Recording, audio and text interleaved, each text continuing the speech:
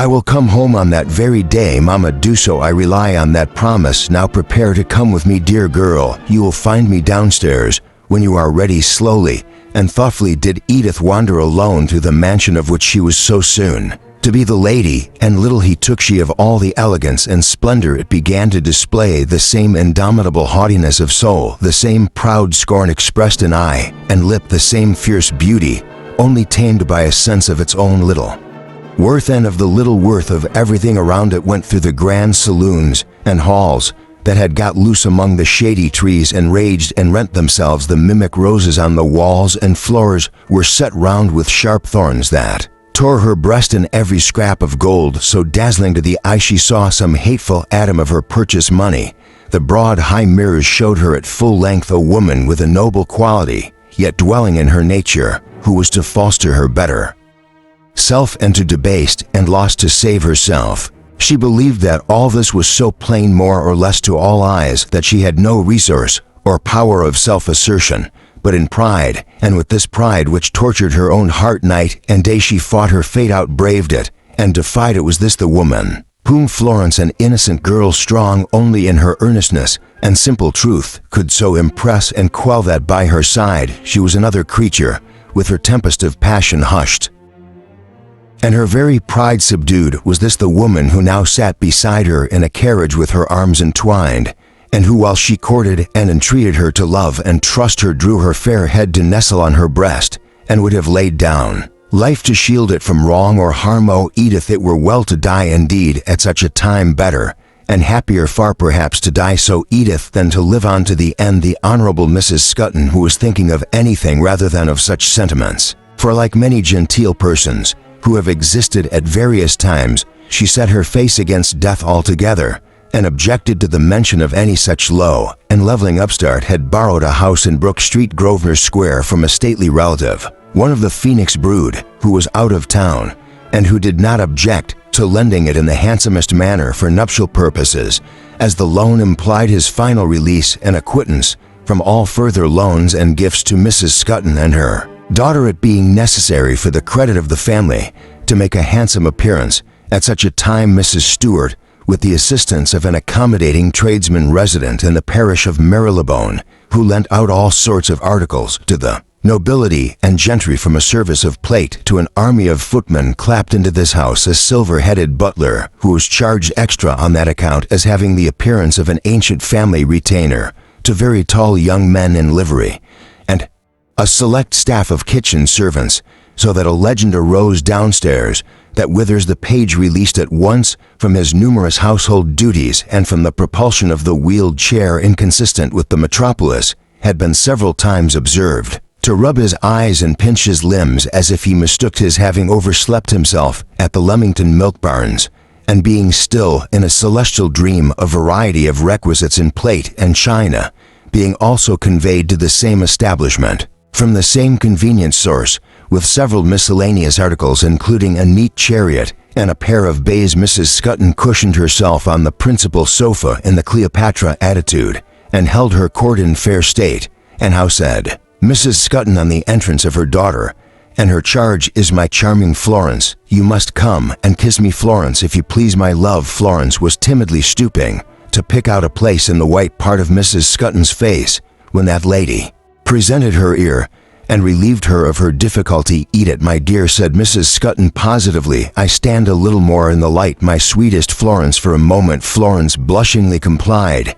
"You don't remember, dearest Edith," said her mother, "what you were when you were about the same age as our exceedingly precious Florence, or a few years younger." "I have long forgotten, mother, for positively, my dear," said Mrs. Scutton, "I do think that I see a decided resemblance to what you were then, in our extremely fascinating young friend, and it sures," said Mrs. Scutton in a lower voice, which conveyed her opinion that Florence was in a very unfinished state. "What cultivation will do it does indeed," was Edith's stern reply. Her mother eyed her sharply for a moment, and feeling herself on unsafe ground, said as a diversion, "My charming Florence, you must come and kiss me once more, if you please, my love." Florence complied, of course, and again imprinted her lips on Mrs. Scutton's ear, and "You have heard no doubt, my darling pet," said Mrs. Scutton, detaining her hand, "that your papa, whom we all perfectly adore and dote upon, is to be married to my dearest Edith this day week." "I knew it would be very soon," returned Florence, "but not exactly."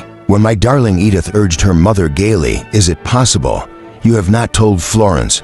"Why should I tell Florence?" she returned so suddenly and harshly that Florence could scarcely believe it was the same voice. Mrs. Scutton then told Florence, as another and safer diversion, that her father was coming to dinner, and that he would no doubt be charmingly surprised to see her, as he had spoken last night of dressing in the city, and had known nothing of Edith's design, the execution of which, according to Mrs. Scutton's expectation, would throw him into a perfect ecstasy. Florence was troubled to hear this, and her distress became so keen as the dinner hour approached that if she had known how to frame an entreaty to be suffered to return home without involving her father in her explanation, she would have hurried back on foot, bareheaded, breathless, and alone, rather than incur the risk of meeting his displeasure as the time drew nearer. She could hardly breathe. She dared not approach a window lest he should see her from the street. She dared not go upstairs to hide her emotion lest in passing out at the door she should meet him unexpectedly,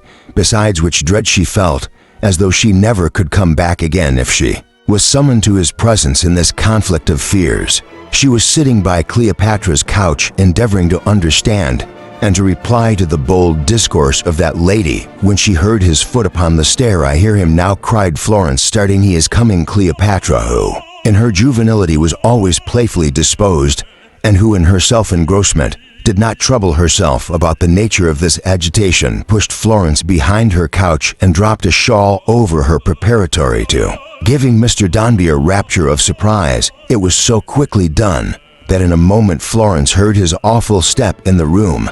He saluted his intended mother-in-law and his intended bride. The strange sound of his voice thrilled through the whole frame of his child. "My dear Dombey," said Cleopatra, "come here and tell me how your pretty Florence is." "Florence is very well," said Mr. Dombey, advancing towards the couch. At home," said Mr. Dombey. "My dear Dombey," returned Cleopatra with bewitching vivacity. "Now, are you sure you are not deceiving me? I don't know what my dearest Edith will say to me when I make such declaration, but upon my honor, I am afraid you are the falsest of men, my dear dumb bear." Though he had been and had been detected on the spot in the most enormous falsehood that ever was said or done, he could hardly have been more disconcerted than he was when Mrs. Scutton plucked the shawl away and Florence, pale and trembling, rose before him like a ghost. He had not yet recovered his presence of mind when Florence had run up to him, clasped her hands round his neck, kissed his face, and hurried out of the room. He looked round as if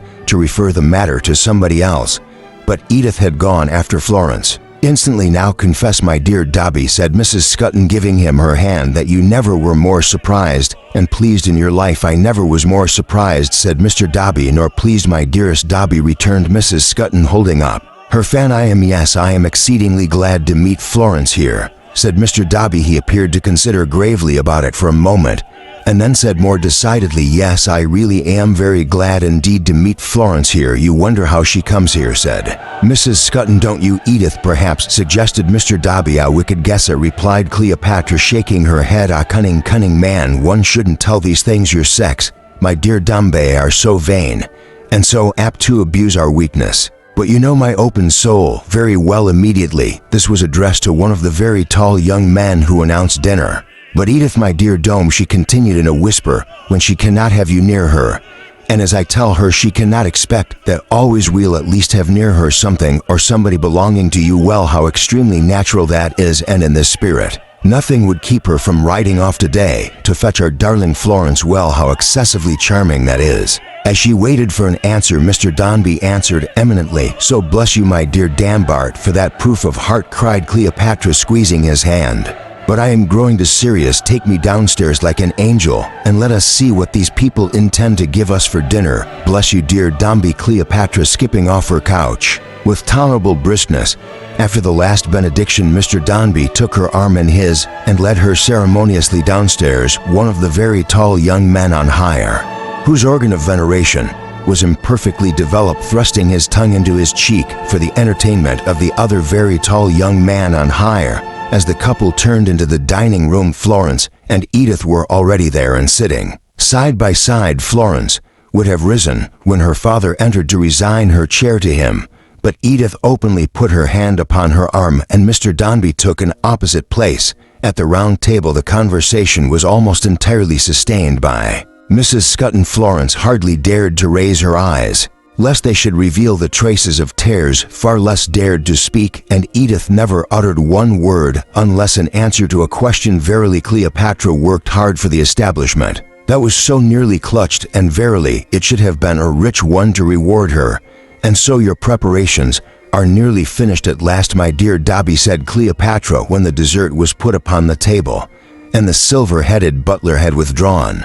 Even the lawyer's preparations? Yes, madame, replied Mr. Dombey. The deed of settlement, the professional gentleman informed me, is now ready. And as I was mentioning to you, Edith has only to do us the favor to suggest her own time for its execution. Edith sat like a handsome statue, as cold, as silent, and as still. My dearest love, said Cleopatra, do you hear what Mr. Dombey says? Ah, my dear Dombey, aside to that gentleman, how her absence as the time approaches reminds me of the days when that most agreeable of creatures, her papa, was in your situation. I have nothing to suggest. It shall be when you please, said Edith, scarcely looking over the table at Mr. Dombey. Tomorrow, suggested Mr. Dombey, if you please.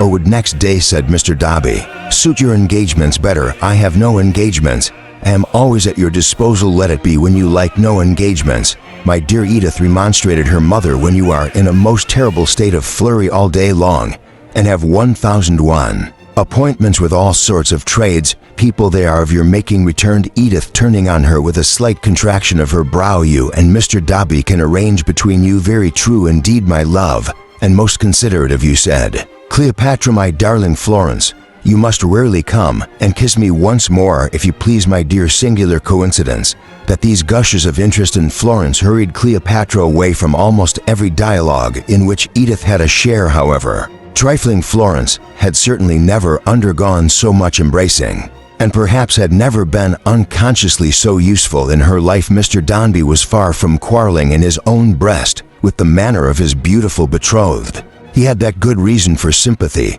with haughtiness and coldness which is found in a fellow feeling. It flattered him to think how these differed to him in Edith's case, and seemed to have no will apart from his. It flattered him to picture to himself this proud and stately woman doing the honors of his house and chilling his guests after his own manner. The dignity of Dane and son would be heightened and maintained indeed in such hands. So thought Mr. Dombey when he was left alone at the dining table and mused upon his past and future fortunes, finding no ungeniality in an air of scant and gloomy state that pervaded the room. In color a dark brown, with black hatchings of pictures blotching the walls, and 24 black chairs with almost as many nails in them as so many coffins, waiting like mutes upon the threshold of the Turkey carpet, and 2 exhausted Negroes holding up to withered branches of candelabra on the sideboard, and a musty smell prevailing as if the ashes of 10,000 dinners were entombed in the sarcophagus below it. The owner of the house lived much abroad. The heir of England seldom agreed long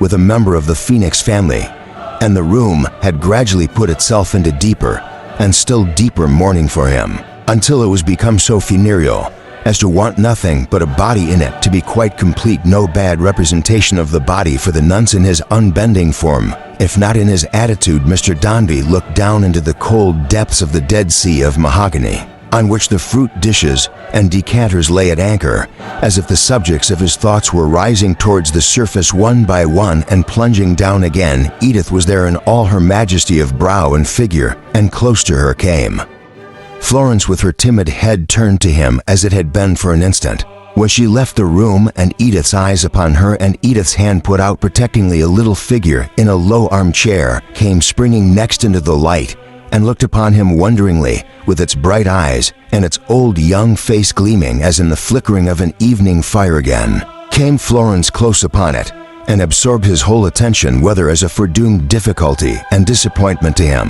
whether as a rival who had crossed him in his way and might again, whether as his child of whom in his successful wooing he could stoop to think as claiming at such a time to be no more estranged, or whether as a hint to him that the mere appearance of caring for his own blood should be maintained in his new relations. He best knew indifferently well, perhaps at best, for marriage company and marriage altars, and ambitious scenes still blotted here and there with Florence, always Florence, turned up. So fast and so confusedly that he rose and went upstairs to escape them. It was quite late at night before the candles were brought, for at present they made Mrs. Scutton's headache, she complained, and in the meantime Florence and Mrs. Scutton talked together, Cleopatra being very anxious to keep her close to herself, for Florence touched the piano softly for Mrs. Scutton's delight, to make no mention of a few occasions in the course of the evening when that affectionate lady was impelled to solicit another kiss, and which always happened after Edith had said anything. They were not many, however, for Edith sat apart by an open window during the whole time, in spite of her mother's fears that she would take cold, and remained there until Mr. Dombey took leave. He was serenely gracious to Florence when he did so, and Florence went to bed in a room within, idiots, so happy and hopeful that she thought of her late self as if it were some other poor deserted girl who was to be pitied for her sorrow, and in her pity sobbed herself to sleep. The week fled fast. There were drives to milliners, dressmakers, jewelers, lawyers, florists, pastry cooks, and Florence was always of the party. Florence was to go to the wedding. Florence was to cast off her mourning and to wear a brilliant dress on the occasion.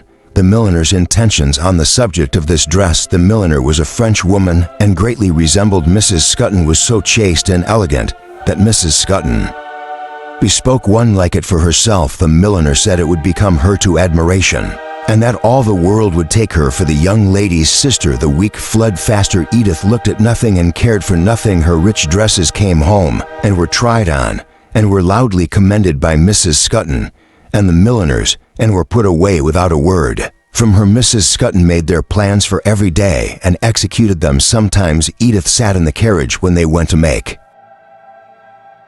purchases. Sometimes, when it was absolutely necessary, she went into the shops, but Mrs. Scutton conducted the whole business, whatever it happened to be, and Edith looked on as uninterested and with as much apparent indifference as if she had no concern in it. Florence might perhaps have thought she was haughty and listless, but that she was never so to her. So Florence quenched her wonder in her gratitude whenever it broke out, and soon subdued it. The week fled faster. It had nearly winged its flight away. The last night of the week, the night before the marriage, was come in the dark room, for Mrs. Scutton's head was no better.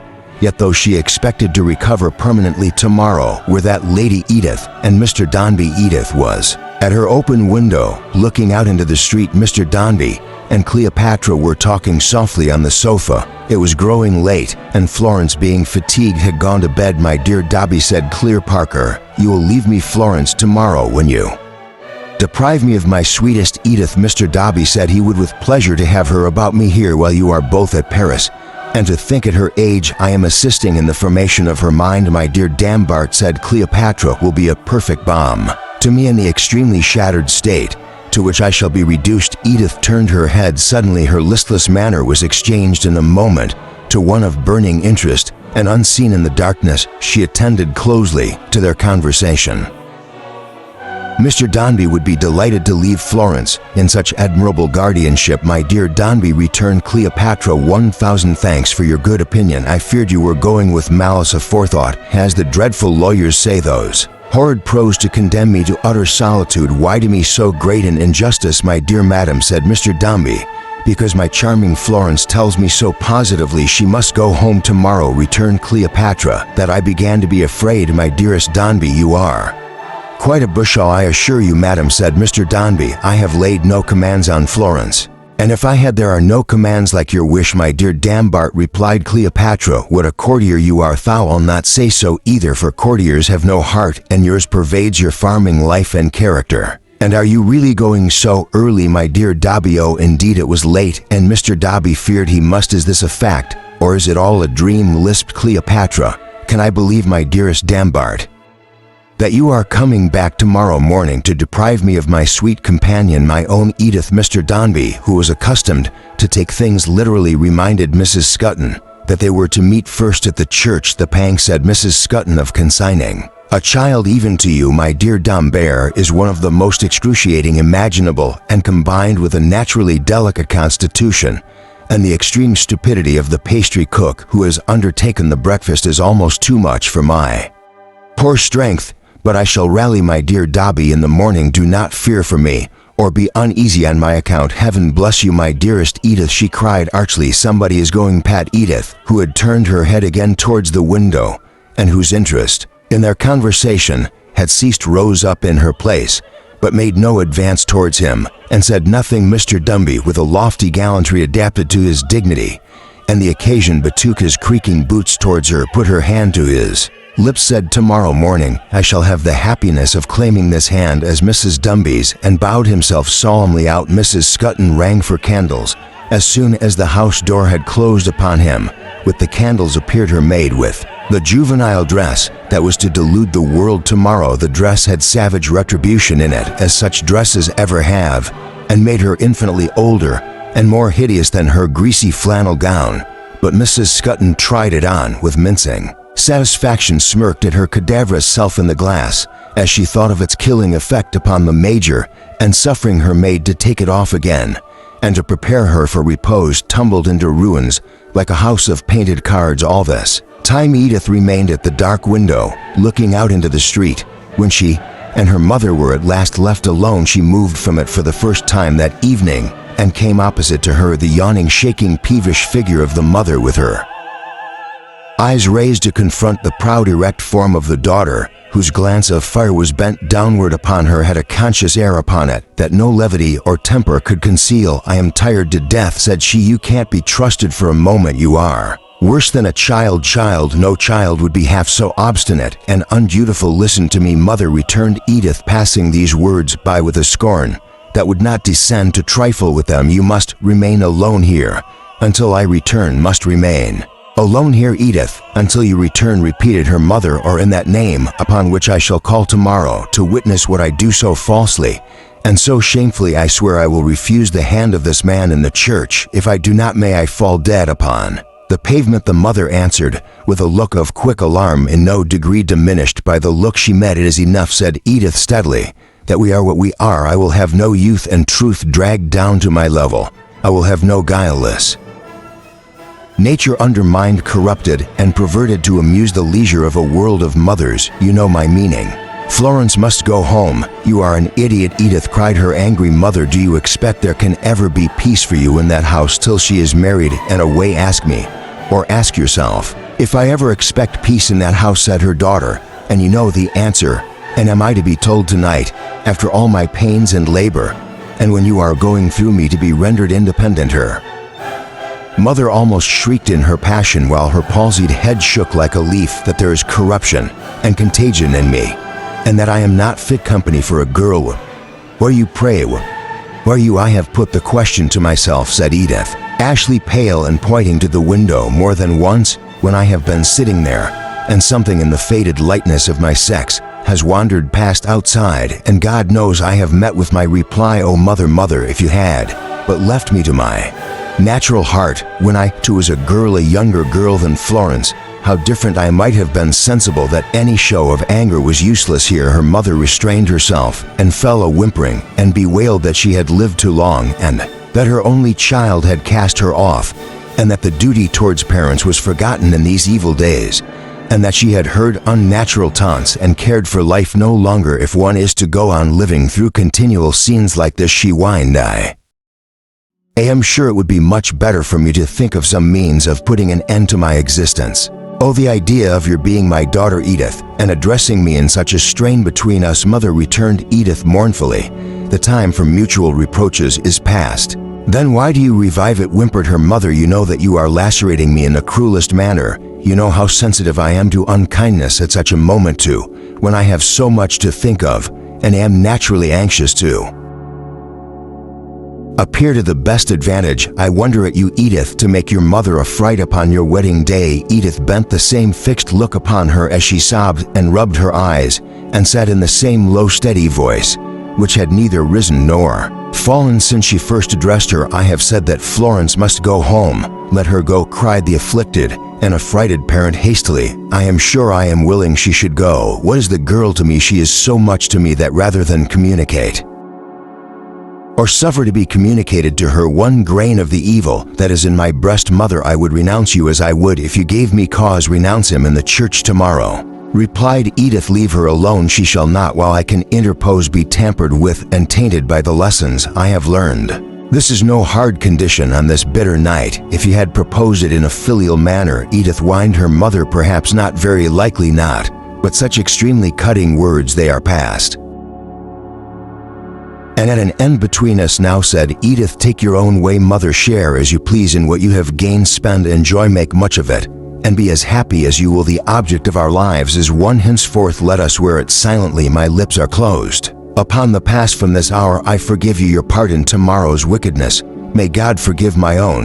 Without a tremor in her voice or frame, and passing onward with a foot that set itself upon the neck of every soft emotion, she bade her mother good night, and repaired to her own room, but not to rest, for there was no rest in the tumult of her agitation, when alone to and fro, and to and fro, and to and fro again 500 times among the splendid preparations for her adornment. On the morrow, with her dark hair shaken down, her dark eyes flashing with a raging light, her broad white bosom red with the cruel grasp of the relentless hand with which she spurned it from her, pacing up and down with an averted head, as if she would avoid the sight of her own fair person and divorce herself from its companionship. Thus in the dead time of the night, before her bridal, Edith Granger wrestled with her unquiet spirit, tearless, friendless, silent, proud, and uncomplaining. At length it happened that she touched the open door which led into the room where Florence lay. She started, stopped, and looked, and a light was burning there, and showed her Florence in her bloom of innocence and beauty, fast asleep. Edith held her breath,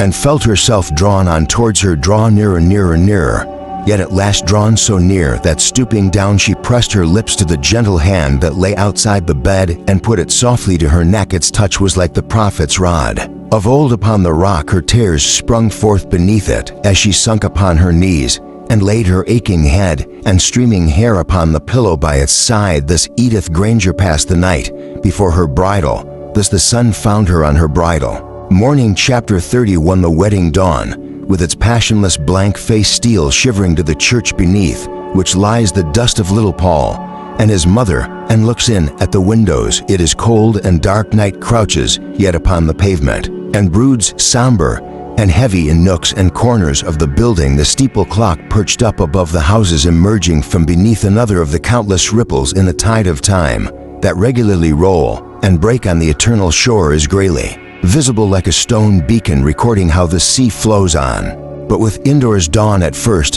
can only peep at night and see that it is there, hovering feebly round the church, and looking in dawn moans and weeps for its short reign, and its tears trickle on the window glass, and the trees against the church wall bow their heads and wring their many hands in sympathy. Night growing pale before it gradually fades out of the church, but lingers in the vaults below and sits upon the coffins. And now comes bright day, burnishing the steeple clock and reddening the spire, and drying up the tears of dawn and stifling its complaining. And the dawn, following the night and chasing it from its last refuge, shrinks into the vaults itself and hides with a frightened face among the dead, until night returns refreshed to drive it out. And now the mice, who have been busier with the prayer books than their proper owners, and with the hasks more worn by their little teeth than by human knees, hide their bright eyes in their holes, and gather close together in affright at the resounding clashing of the church door. For the beadle, that man of power, comes early this morning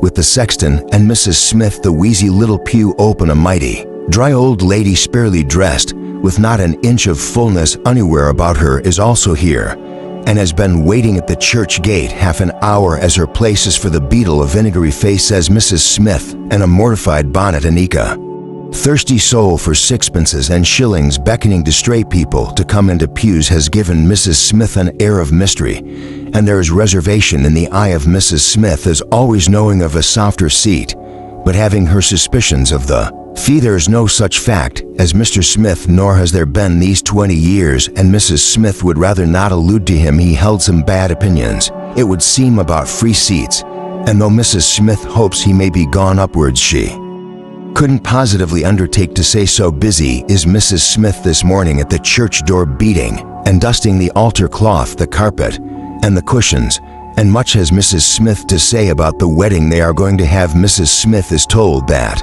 the new furniture and alterations in the house cost full £5,000 if they cost a penny, and Mrs. Miff has heard upon the best authority that the lady hasn't got a sixpence wherewithal to bless herself. Mrs. Smith remembers likewise as if it had happened yesterday, the first wife's funeral, and then the christening, and then the other funeral, and Mrs. Smith says by the by she soap and water that air tablet. Presently against the company arrive Mr. Sounds the Beadle, who is sitting in the sun upon the church steps all this time, and seldom does anything else except in cold weather. Sitting by the fire approves of Mrs. Smith's discourse, and asks if Mrs. Smith has heard it said that the lady is uncommon handsome. The information Mrs. Smith has received being of this nature, Mr. Sounds the Beadle, who though orthodox and corpulent is still an admirer of female beauty, observes, with unction, yes, he hears she is a spanker, an expression that seems somewhat forcible to Mrs. Smith or would from any lips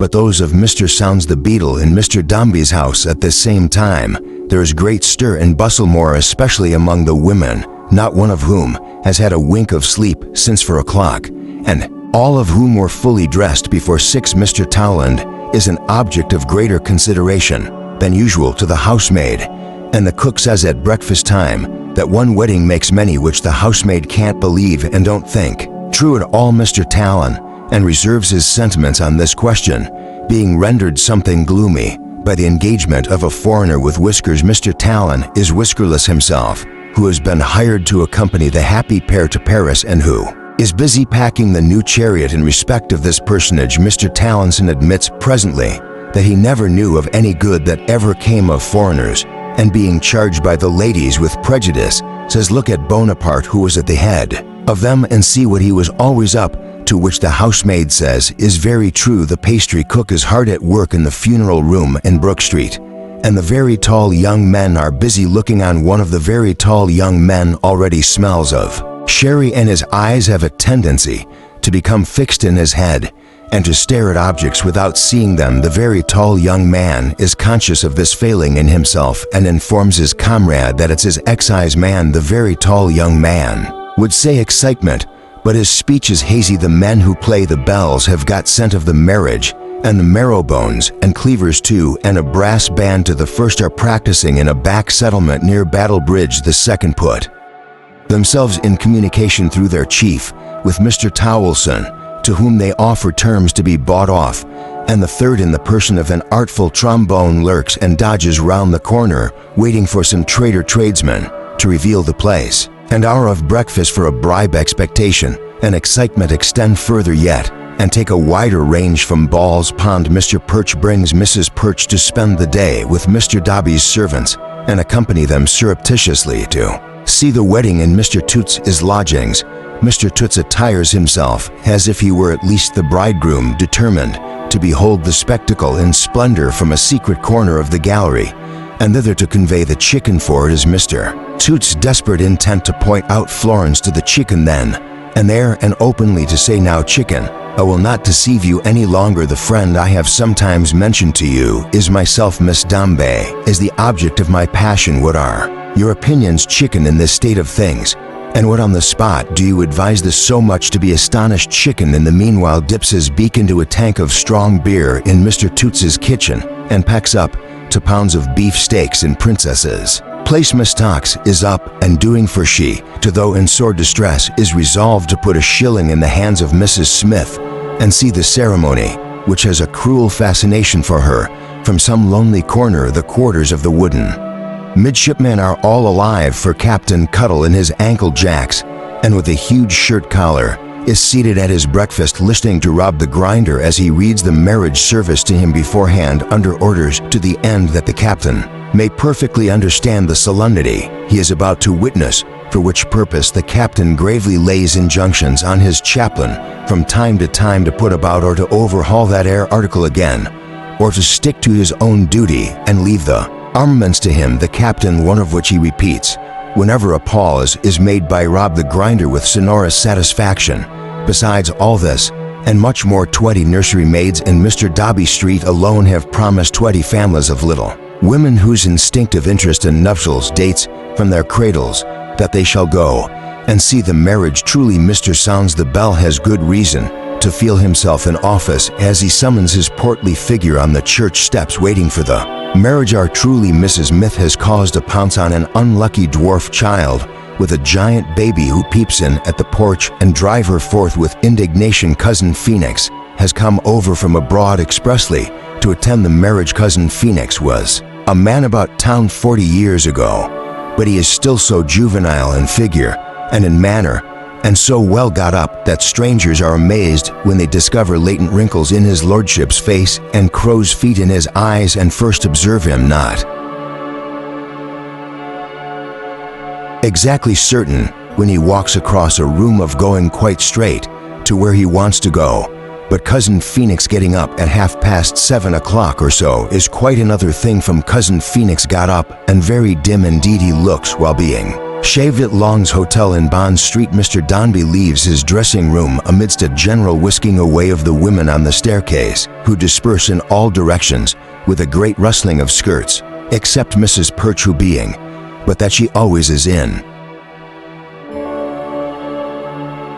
an interesting situation, is not nimble, and is obliged to face him, and is ready to sink with confusion, as she curtsies. May heaven avert all evil consequences from the house of Perch. Mr. Dombey walks up to the drawing room to bide his time. Gorgeous Mr. Dombey's new blue coat, fawn-colored pantaloons, and lilac waistcoat, and a whisper goes about the house that Mr. Dombey's hair is curled. A double knock announces the arrival of the Major, who is gorgeous too, and wears a whole geranium in his buttonhole, and has his hair curled tight and crisp as well. The native knows Dombey, says the Major, putting out both hands. How are you, Major? Says Mr. Dombey. How are you? By Jove, sir, says the Major, Joey B. is in such a case this morning, sir, and here he hits himself hard upon the breast. In such case this morning, sir, that dummy Dobby here's half a mind to make a double marriage of it, sir, and take the mother. Mr. Dombey smiles, but faintly even for him, for Mr. Dombey feels that he is going to be related to the mother,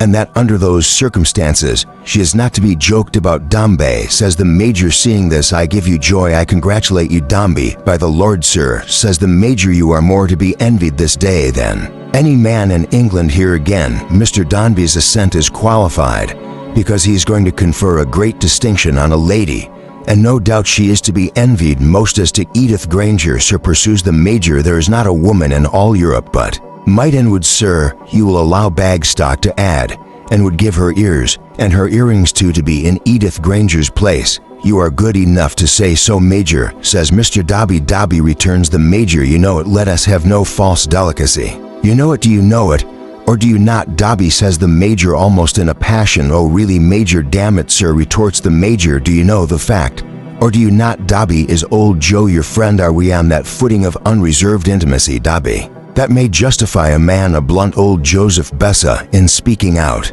Or am I to take open order, Dombey, and to keep my distance, and to stand on forms? My dear Major Bagstock, says Mr. Dombey with a gratified air. You are quite warm, by Gadza, says the Major. I am warm. Joseph B. does not deny it. At Dombey he is warm. This is an occasion sour that calls forth all the honest sympathies remaining in an old infernal battered, used up invalid J.B. Caucus. And I tell you what, Dombey, at such a moment, man must blurt out what he feels or put a muzzle on, and Joseph Bagstock tells you to your face, Dombey, as he tells his club behind your back, that he never will be muscled when Paul Dombey is in question. Now damn it, sir, concludes the Major with great firmness. What do you make of that, Major? Says Mr. Dombey. I assure you that I am really obliged to you. I had no idea of checking your too partial friendship. Not too partial, sir, exclaims the choleric Major Dombey. I deny it, your friendship, I will say then, pursues Mr. Dombey, on any account, nor can I forget, Major, on such an occasion as the present, how much I am indebted to it. Don't be, says the Major with appropriate action. That is the hand of Joseph Bagstock, of plain old Joey Baser. If you like that better, that is the hand of which His Royal Highness the late Duke of York did me the honor to observe, sir, to His Royal Highness the late Duke of Kent, that it was the hand of Josh, a rough and tough and possibly an up-to-snuff old vagabond Dobby. May the present moment be the least unhappy of our lives. God bless you. Now enters Mr. Carker, gorgeous likewise and smiling like a wedding guest. Indeed, he can scarcely let Mr. Dobby's hand go, he is so congratulatory, and he shakes the Major's hand so heartily at the same time that his voice shakes to an accord with his arms as it comes sliding from between his teeth. The very day is auspicious, says Mr. Cocker, the brightest and most genial weather. I hope I am not a moment late, punctual to your time, or says the Major. I am rejoiced, I'm sure, says Mr. Cocker. I was afraid I might be a few seconds after the appointed time, for I was delayed by a procession of wagons, and I took the liberty of riding round to Brook Street, this to Mr. Dumby, to leave a few poor rarities of flowers for Mrs. Dumby. A man in my position, and so distinguished as to be invited here, is proud to offer some homage in acknowledgement of his vassalage, and as I have no doubt, Mrs. Dombey is overwhelmed with what is costly and magnificent. With a strange glance at his patron, I hope the very poverty of my offering may find favor for it. Mrs. Dombey, that is to be, returns Mr. Dombey condescendingly, will be very sensible of your attention, Carpark, I am sure. And if she is to be Mrs. Dombey this morning, sir, says the Major, putting down his coffee cup and looking at his watch, it's high time we were off forth in a barouche ride. Mr. Dombey, Major Bagstock, and Mr. Carr to the church. Mr. Sounds the beadle has long risen from the steps and is in waiting with his cocked hat in his hand. Mrs. Smith curtsies and proposes chairs in the vestry. Mr. Dombey prefers remaining in the church. As he looks up at the organ, Miss Stocks in the gallery shrinks behind the fat leg of a cherubim on a monument with cheeks like a young wind. Captain Cuddle, on the contrary, stands up and waves his hook in token of welcome and encouragement. Mr. Toots informs the chicken behind his hand that the middle gentleman, he in the fawn-colored pantaloons, is the father of his love. The chicken hoarsely whispers Mr. Toots that he's as stiff a cove as ever he see, but that it is within the resources of science to double him up with one blow in the waistcoat. Mr. Sounds and Mrs. Miff are eyeing Mr. Dobby from a little distance when the noise of approaching wheels is heard and Mr. Sound goes out. Mrs. Miff, meeting Mr. Dobby's eye as it is withdrawn from the presumptuous maniac upstairs, who salutes him with so much urbanity, drops a curtsy and informs him that she believes his good lady is come. Then there is a crowding and a whispering at the door, and the good lady enters with a haughty step. There is no sign upon her face of last night's suffering. There is no trace in her manner of the woman on the bended knees reposing her wild head in beautiful abandonment upon the pillow of the sleeping girl. That girl, all gentle and lovely, is at her side, a striking contrast to her own disdainful and defiant figure standing there, composed, erect, inscrutable, of wool, resplendent and majestic in the zenith of its charms, yet beating down and treading on the admiration that it challenges. There is a pause while Mr. Sounds the beadle glides into the vestry for the clergyman and clerk. At this juncture Mrs. Scutton speaks to Mr. Dombey more distinctly and emphatically than her custom is, and moving at the same time close to Edith. My dear Dobby, said the good mom, I fear I must relinquish darling Florence after all and suffer her to go home as she herself proposed after my loss of today. My dear Dobby, I feel I shall not have spirits even for her society. Had you not better stay with you, returns the bridegroom. I think not, my dear Dobby, no, I think not. I shall be better alone. Besides, my dearest Edith will be her natural and constant guardian when you return, and I had better not encroach upon her trust. Perhaps she might be jealous. Dear Edith, the affectionate mamma presses her daughter's arm as she says this, perhaps entreating her attention earnestly.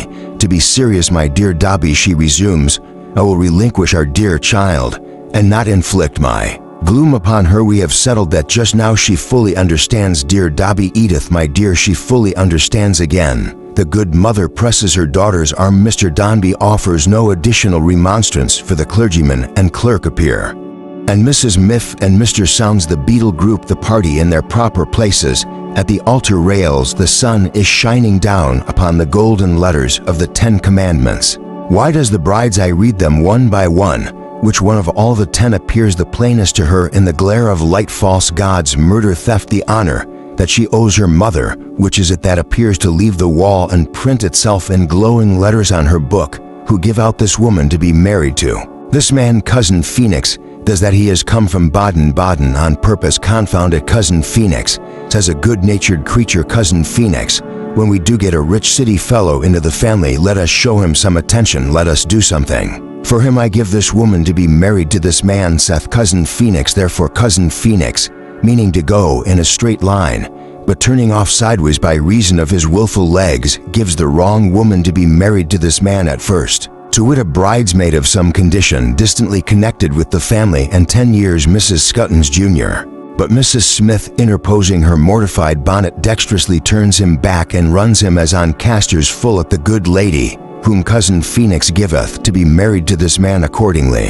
And will they in the sight of heaven, I that they will. Mr. Dombey says he will, and what says he did she will, so from that day forward, for better, for worse, for richer, for poorer, in sickness, and in health, to love, and to cherish till death do them part. They plight their troth to one another, and are married in a firm free hand. The bride subscribes her name in the register. When they adjourn to the vestry, there ain't a many ladies. Come here, Mrs. Smith says with a curtsy. To look at Mrs. Smith at such a season is to make her mortified bonnet go down with a dip. Writes their names, like this good lady Mr. Sounds the Beadle thinks it is a truly spanking signature and worthy of the writer. This, however, between himself and Conscience Florence signs to, but unapplauded for her handshakes. All the parties sign Cousin Phoenix last, who puts his noble name into a wrong place and enrolls himself as having been born that morning. The major now salutes the bride right gallantly and carries out that branch of military tactics in reference to all the ladies, notwithstanding Mrs. Scuttons being extremely hard to kiss and squeaking shrilly in the sacred edifice. The example is followed by Cousin Phoenix, and even by Mr. Dombey. Lastly, Mr. Carker, with his white teeth glistening, approaches Edith more as if he meant to bite her than to taste the sweets that linger on her lips. There is a glow upon her proud cheek and a flashing in her eyes that may be meant to stay him, but it does not, for he salutes her as the rest have done, and wishes her all happiness. If wishes, says he in a low voice, are not superfluous applied to such a union, I thank you, sir, she answers, with a curled lip and a heaving bosom. But does Edith feel still as on the night when she knew that Mr. Dombey would return to offer his alliance, that Carker knows her thoroughly and reads her right, and that she is more degraded by his knowledge of her than by aught else? Is it for this reason that her haughtiness shrinks beneath his smile like snow within the hand that grasps it firmly, and that her imperious glance droops in meeting his and seeks the ground? I am proud to see, said Mr. Parker, with a servile stooping of his neck, which the revelations, making by his eyes and his teeth, proclaim to be a lie. I am proud to see that my humble offering is graced by Mrs. Dombey's hand, and permitted to hold so favored a place, and so joyful an occasion. Though she bends her head in answer, there is something in the momentary action of her hand, as if she would crush the flowers it holds and fling them with contempt upon the ground, but she puts the hand through the arm of her new husband, who has been standing near conversing with the major, and is proud again and motionless and silent. The carriages are once more at the church door. Mr. Dombey, with his bride upon his arm, conducts her through the 20 families of little women who are on the steps, and every one of whom remembers the fashion and the color of her every article of dress from that moment, and reproduces it on her doll, who is forever being married. Cleopatra and Cousin Phoenix enter the same carriage. The major hands into a second carriage Florence and the bridesmaid, who so narrowly escaped being given away by mistake, and then enters it himself, and is followed by Mr. Carker. Horses prance and caper, coachman and footmen shine in fluttering favors, flowers and newly made liveries. Away they dash and rattle through the streets, and as they pass along 1,000 heads are turned to look at them, and 1,000 sober moralists revenge themselves for not being married to that morning by reflecting that these people little think such happiness can't last. Miss Tokes emerges from behind the cherubim's leg, and all is quiet, and comes slowly down from the gallery. Miss Tokes's eyes are red, and her pocket handkerchief is damp. She is wounded, but not exasperated, and she hopes they may be happy. She quite admits to herself the beauty of the bride, and her own comparatively feeble and faded attractions, but the stately image of Mr. Dombey in his lilac waistcoat and his fawn-colored pantaloons is present to her mind, and Miss Tokes weeps afresh behind her veil on her way home to Prince's Place. Captain Cuttle having joined in all the amens and responses with a devout growl, feels much improved by his religious exercises, and in a peaceful frame of mind pervades the body of the church, glazed hat in hand, and reads the tablet to the memory of little Paul. The gallant mistress, attended by the faithful chicken, leaves the building in torments of love. The chicken is as yet unable to elaborate a scheme for winning Florence, but his first idea has gained possession of him, and he thinks the doubling up of Mr. Dombey would be a move in the right direction. Mr. Dombey's servants come out of their hiding places and prepare to rush to Brook Street, when they are delayed by symptoms of indisposition on the part of Mrs. Perch, who entreats a glass of water and becomes alarming. Mrs. Perch gets better soon, however, and is borne away, and Mrs.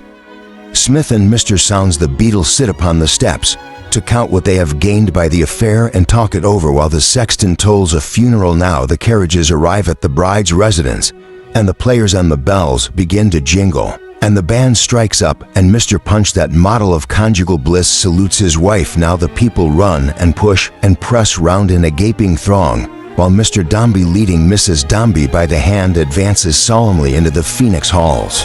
Now the rest of the wedding party alight and enter after them. And why does Mr. Parker, passing through the people to the hall door, think of the old woman who called to him in the grove that morning? Or why does Florence, as she passes, think with a tremble of her childhood when she was lost, and of the visage of good Mrs. Brown? Now there are more congratulations on this happiest of days, and more company, though not much.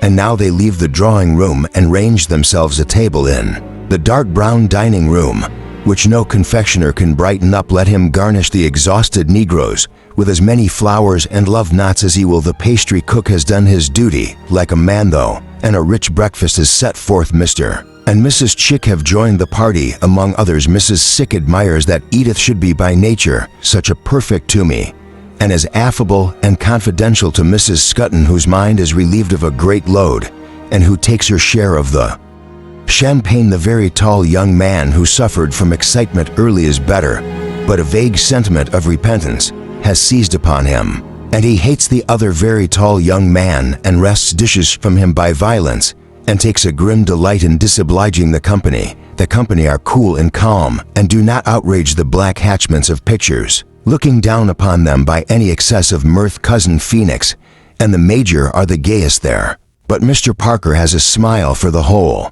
table. He has an especial smile for the bride, who very, very seldom meets it. Cousin Phoenix rises when the company have breakfasted, and the servants have left the room, and wonderfully young he looks, with his white wristbands almost covering his hands, otherwise rather bony, and the bloom of the champagne in his cheeks. Upon my honor, says Cousin Phoenix, although it's an unusual sort of thing in a private gentleman's house, I must beg leave to call upon you to drink what is usually called in fact a toast. The Major very hoarsely indicates his approval. Mr. Parker, bending his head forward over the table in the direction of Cousin Phoenix, smiles and nods a great many times. In fact, it's not a Cousin Phoenix beginning again.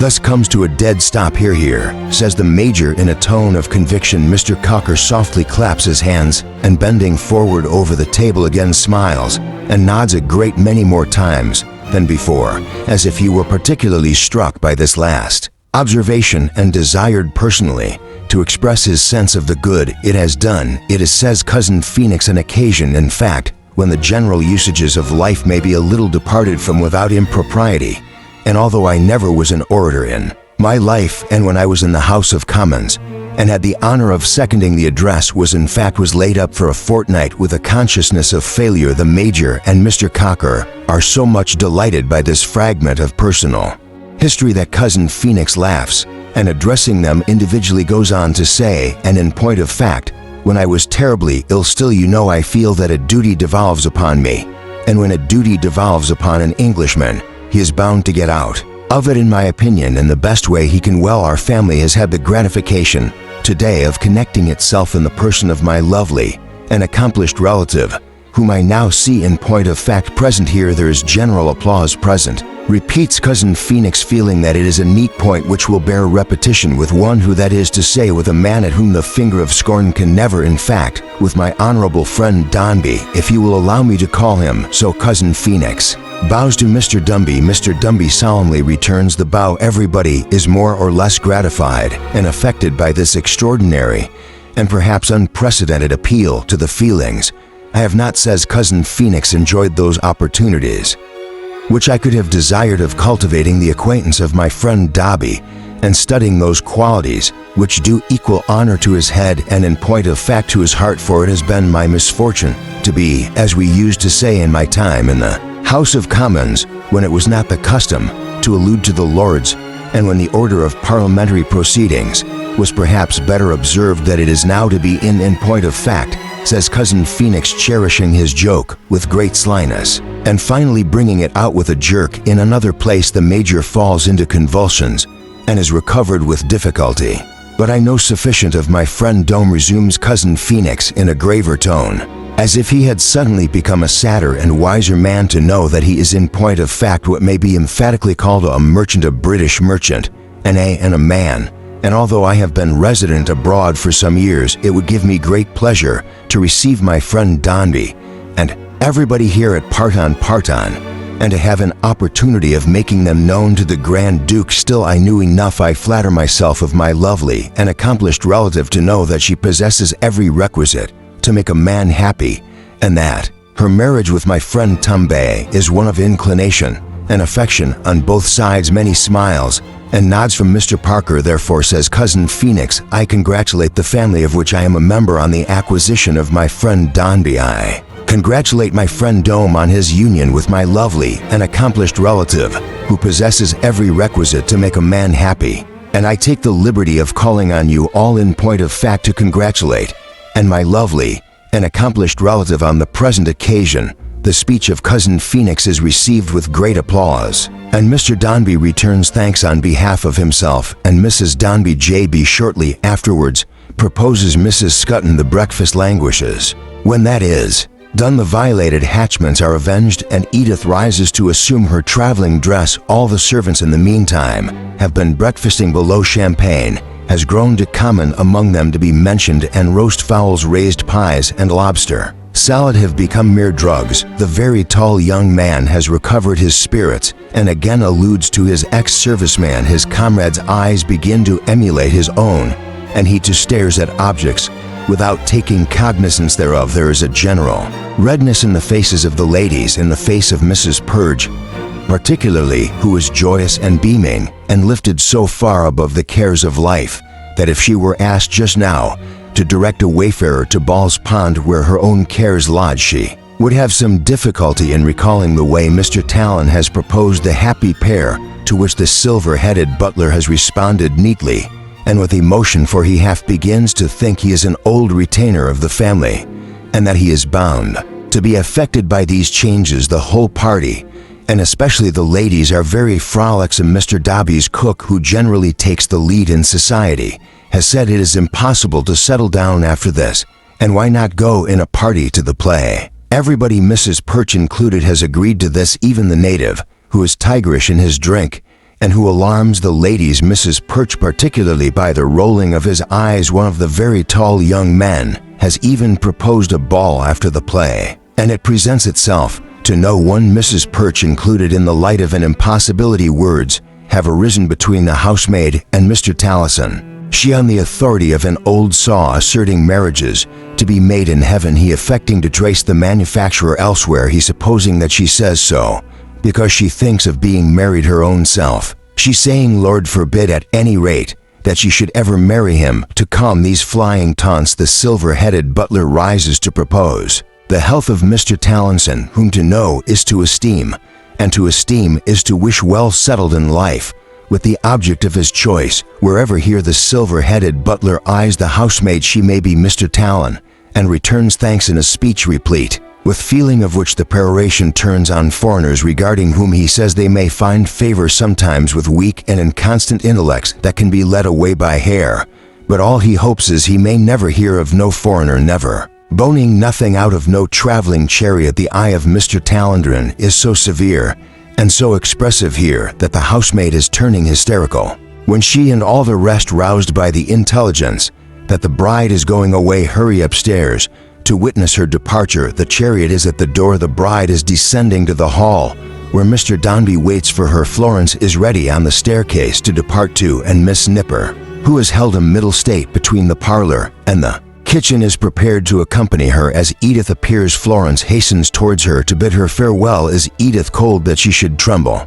Is there anything unnatural or unwholesome in the touch of Florence that the beautiful form recedes and contracts as if it could not bear it? Is there so much hurry in this going away that Edith with a wave of her hand sweeps on and is gone? Mrs. Stewart, overpowered by her feelings, as a mother sinks on her sofa in the Cleopatra attitude, when the clatter of the chariot wheels is lost and sheds several tears. The Major, coming with the rest of the company from table, endeavors to comfort her, but she will not be comforted on any terms, and so the Major takes his leave. Cousin Phoenix takes his leave, and Mr. Carr takes his leave. The guests all go away. Cleopatra, left alone, feels a little giddy from her strong emotion and falls asleep. Giddiness prevails below stairs to the very tall young man whose excitement came on so soon, appears to have his head glued to the table in the pantry and cannot be detached from it. A violent revulsion has taken place in the spirits of Mrs. Perch, who is low on account of Mr. Perch, and tells cook that she fears he is not so much attached to his home as he used to be when they were only 9 in family. Mr. Tomlinson has a singing in his ears and a large will going round and round inside his head. The housemaid wishes it wasn't wicked to wish that one was dead. There is a general delusion likewise in these lower regions on the subject of time, everybody conceiving that it ought to be at the earliest 10 o'clock at night, whereas it is not yet 3 in the afternoon.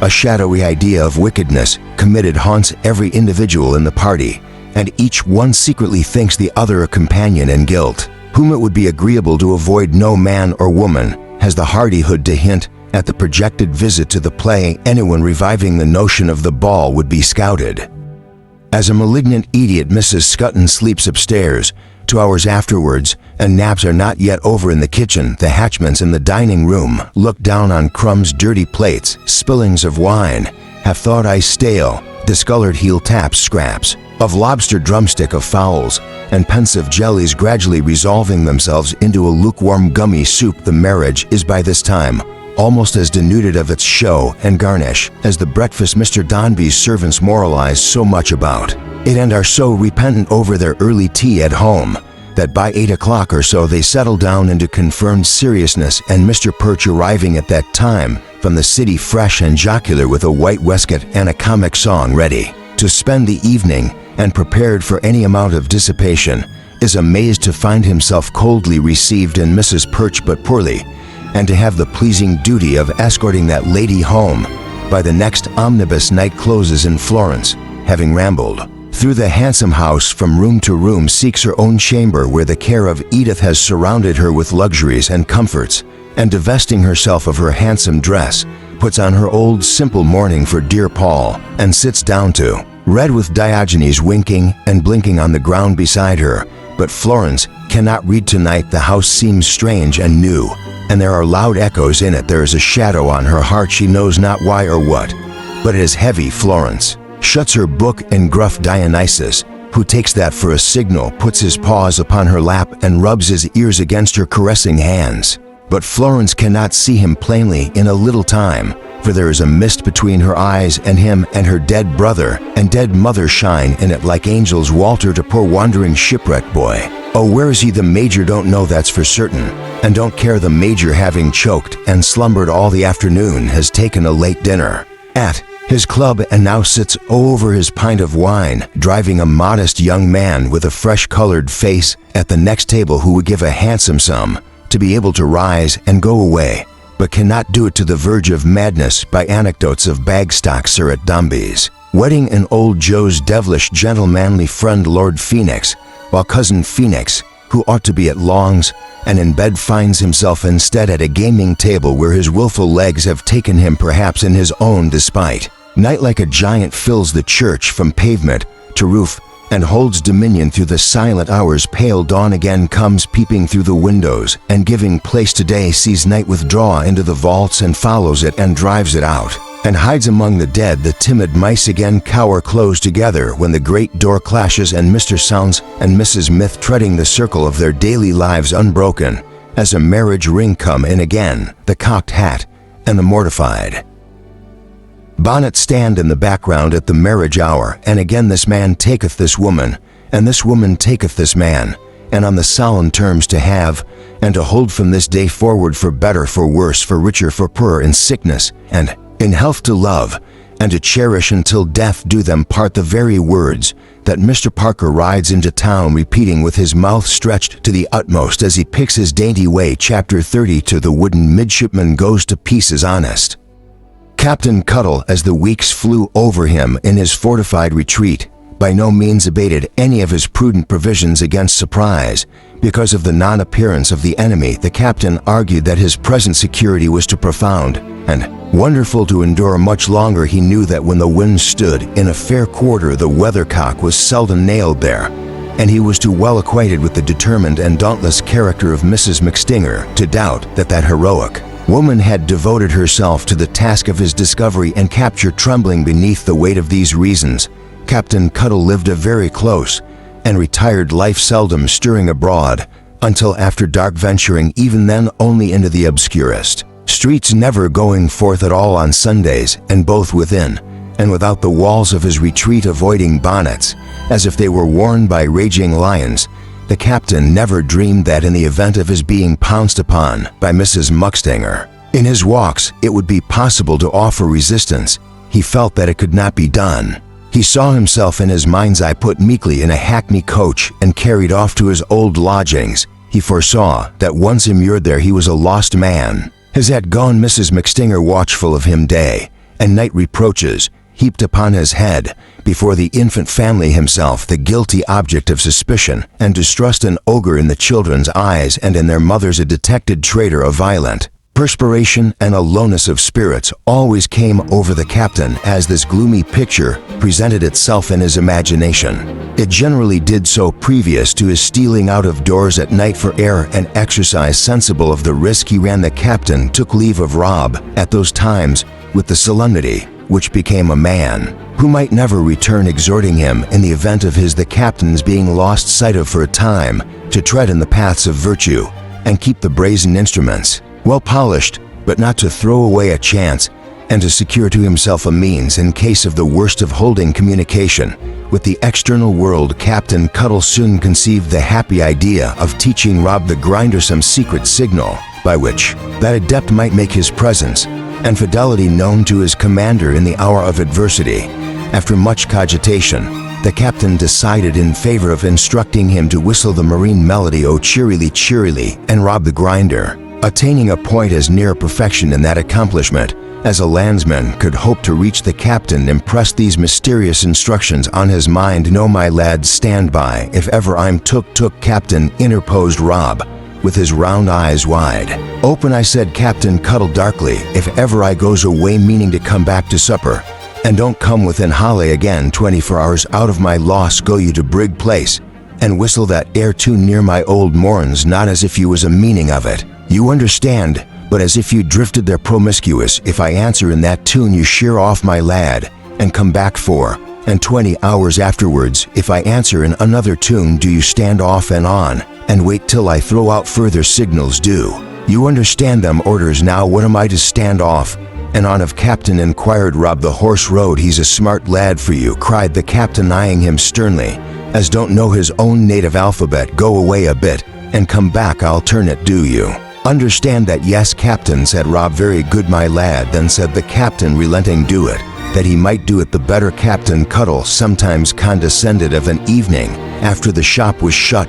to rehearse this scene, retiring into the parlor for the purpose as into the lodgings of the supposititious Smustinger, and carefully observing the behavior of his ally from the hole of his spile he had cut in the wall. Rob the Grinder discharged himself of his duty with so much exactness and judgment when thus put to the proof that the captain presented him at divers times with 7 sixpences in token of satisfaction, and gradually felt stealing over his spirit the resignation of a man who had made provision for the worst and taken every reasonable precaution against an unrelenting fate. Nevertheless, the captain did not tempt ill fortune by being a whit more venturesome than before, though he considered it a point of good breeding in himself, as a general friend of the family, to attend Mr. Dobby's wedding, of which he had heard from Mr. Perch, and to show that gentleman a pleasant and approving countenance from the gallery. He had repaired to the church in a hackney cabriolet with both windows up, and might have scrupled even to make that venture in his dread of Mrs. Muckstanger,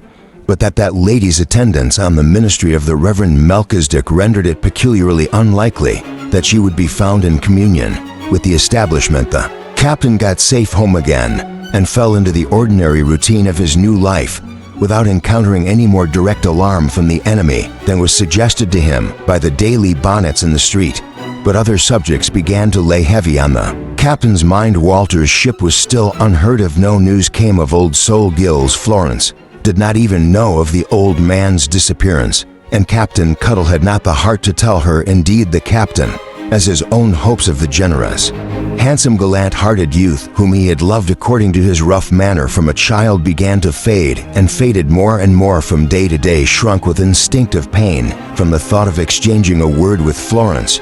If he had had good news to carry to her, the honest captain would have braved the newly decorated house and splendid furniture, though these connected with the lady he had seen at church were awful to him, and made his way into her presence with the dark horizon gathering around their common hopes. However, that darkened every hour, the captain almost felt as if he were a new misfortune and affliction to her, and was scarcely less afraid of a visit from Florence than from Mrs. McStinger herself. It was a chill, dark autumn evening, and Captain Cuttle had ordered a fire to be kindled in the little back parlor. Now more than ever like the cabin of a ship, the rain fell fast, and the wind blew hard and straying out on the housetop by that stormy bedroom of his old friend to take an observation of the weather. The captain's heart died within him when he saw how wild and desolate it was. Not that he associated the weather of that time with poor Walter's destiny, or doubted that if Providence had doomed him to be lost and shipwrecked, it was over long ago,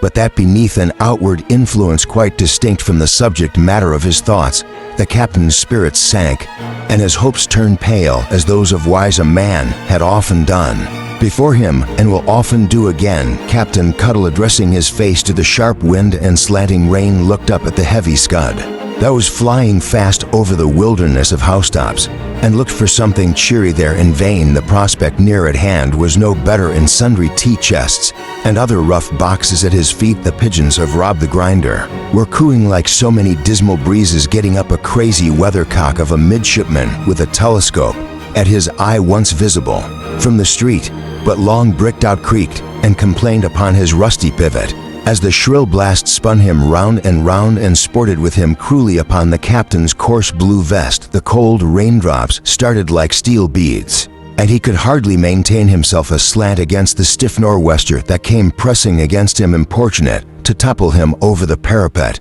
and throw him on the pavement below. If there were any hope alive that evening, the captain thought, as he held his head on it, certainly kept house and wasn't out of doors. So the captain, shaking his head in a despondent manner, went in to look for it. Captain Cuttle descended slowly to the little back parlor, and seated in his accustomed chair, looked for it in the fire, but it was not there, though the fire was bright. He took out his tobacco box and pipe, and composing himself to smoke, looked for it in the red glow from the bowl, and in the wreaths of vapor that curled upward from his lips. But there was not so much as an atom of the rust of hope's anchor in either. He tried a glass of grog, but melancholy truth was at the bottom of that well, and he couldn't finish it. He made a turn or two in the shop and looked for hope among the instruments, but they obstinately worked out reckonings for the missing ship in spite of any opposition he could offer that ended at the bottom of the lone sea, the wind still rushing and the rain still pattering against the closed shutters. The captain brought to before the wooden midshipman upon the counter, and thought as he dried the little officer's uniform with his sleeve, how many years the midshipman had seen, during which few changes, hardly any, had transpired among his ship's company. How the changes had come all together one day, as it might be, and of what a sweeping kind they were here was the little society of the back parlor broken up and scattered far and wide. Here was no audience for lovely Peg. Even if there had been anybody to sing it, which there was not, for the captain was as morally certain that nobody but he could execute that ballad as he was that he had not the spirit under existing circumstances to attempt it. There was no bright face of Waller in the house here. The captain transferred his sleeve for a moment from the midshipman's uniform to his own cheek. The familiar wig and buttons of Sol Gillies were a vision of the past. Richard Whittington was knocked on the head, and every plan and project in connection with the midshipman lay drifting without mast or rudder on the waste of waters, as the captain, with a dejected face, stood revolving these thoughts and polishing the midshipman, partly in the tenderness of old acquaintance, and partly in the absence of his mind. A knocking at the shop door communicated a frightful start to the frame of Rob the grinder, seated on the counter, whose large eyes had been intently fixed on the captain's face, and who had been debating within himself for the 500th time whether the captain could have done a murder, that he had such an evil conscience, and was always running away. "What's that?" said Captain Cuttle softly. "Somebody's knuckles, Captain," answered Rob the grinder. The captain, with an abashed and guilty air, immediately walked on tiptoe to the little parlor and locked himself in. Rob, opening the door, would have parried with the visitor on the threshold if the visitor had come in female guise, but the figure being of the male sex, and Rob's orders only applying to women, Rob held the door open and allowed it to enter, which it did very quickly. "Glad to get out of the driving rain. A job for Burgess and Company at any rate," said the visitor, looking over his shoulder compassionately at his own legs, which were very wet and covered with splashes. "Oh, how d'ye do, Mr. Gillies?" The salutation was addressed to the captain, now emerging from the back parlor with a most transparent and utterly futile affectation of coming out by accident. "Thank the gentleman went on to say in the same breath, "I'm very well indeed myself. I'm much obliged to you. My name is Toots, Mr. Toots." The captain remembered to have seen this young gentleman at the wedding, and made him a bow. Mr. Toots replied with a chuckle, and being embarrassed, as he generally was, breathed hard, shook hands with the captain for a long time, and then, falling on Rob the grinder in the absence of any other resource, shook hands with him in a most affectionate and cordial manner. "I say, I should like to speak a word to you, Mr. Gills, if you please," said Toots at length, with surprising presence of mind. "I say, Miss D.O.M. you know." The captain, with responsive gravity and mystery, immediately waved his hook towards the little parlor, whither Mr. Toots followed him. "Oh, I beg your pardon there," said Mr. Toots, looking up in the captain's face as he sat down in a chair by the fire which the captain placed for him. "You don't happen to know the chicken at all, do you, Mr. Gillies?" "The chicken," said the captain. "The game chicken," said Mr. Toots. The captain, shaking his head. Mr. Toots explained that the man alluded to was the celebrated public character who had covered himself and his country with glory in his contest with the nobby Shropshire one. But this piece of information did not appear to enlighten the captain very much. "Because he's outside, that's all," said Mr. Toots. "But it's of no consequence. He won't get very wet. Perhaps I can pass the word for him in a moment," said the captain. "Well, if you would have the goodness to let him sit in the shop." "Your young man," chuckled Mr. Toots. "I should be glad, because you know he's easily offended, and the dame's rather bad for his stamina. I'll call him in, Mr. Gillies." With that, Mr. Toots, repairing to the shop door, sent a peculiar whistle into the night, which produced a stoical gentleman in a shaggy white greatcoat and a flat-brimmed hat with very short hair, a broken nose, and a considerable tract of bald and sterile country behind each ear. "Sit down, chicken," said Mr. Toots. The compliant chicken spat out some small pieces of straw on which he was regaling himself, and took in a fresh supply from a reserve he carried in his hand. "There ain't no drain of nothing short any, is there?" said the chicken. "Generally this year's sluicing night is a hard lines to a man as lives on his condition." Captain Cuttle proffered a glass of rum, which the chicken, throwing back his head, emptied into himself as into a cask, after proposing the brief sentiment towards us, Mr. Toots and the captain returning then to the parlor and taking their seats before the fire. Mr. Toots began. "Mr. Girls." "Oh," said the captain, "my name's Cuttle." Mr. Toots looked greatly disconcerted, while the captain proceeded gravely. "Captain Carroll is my name, and England is my nation. This year is my dwelling place, and blessed be creation." "Job," said the captain, as An index to his authority. Oh, I couldn't see Mr. Gills, could I, said Mr. Toots. Because if you could see Saul Gills, young gentleman, said the captain impressively, and laying his heavy hand on Mr. Toots' knee. Old Saul, mind you, with your own eyes. As you sit there, you'd be welcomer to me than a wind astern to a ship became. But you can't see Saul Gills. And why can't you see Saul Gills, said the captain, apprised by the face of Mr. Toots that he was making a profound impression on that gentleman's mind. Because he's invisible. Mr. Toots in his agitation was going to reply that it was of no consequence at all. But he corrected himself and said, Lord bless me, that their man, said the captain, has left me in charge here by a piece of writing. But though he was almost as good as my sworn brother, I know no more where he's gone, or why he's gone, if so be to seek his navy, or if so be along of being not quite settled in his mind. Then you do one morning at daybreak he went over the side, said the captain, without a splash, without a ripple. I have looked for that man high and low, and never set eyes nor ears nor nothing else upon him from that hour. But good gracious, Miss Dombey don't know, Mr. Toots began. Why, I ask you as a feeling heart, said the captain, dropping his voice. Why should she know? Why should she be made to know? Until such time as there want any out for it. She took to old Saul Gills, did that sweet critter, with a kindness, with an affability, with a what's the good of saying so, you know her, I should hope, sir, chuckled Mr. Toots, with a conscious blush that suffused his whole countenance. And you come here from her, said the captain. I should think so, chuckled Mr. Toots.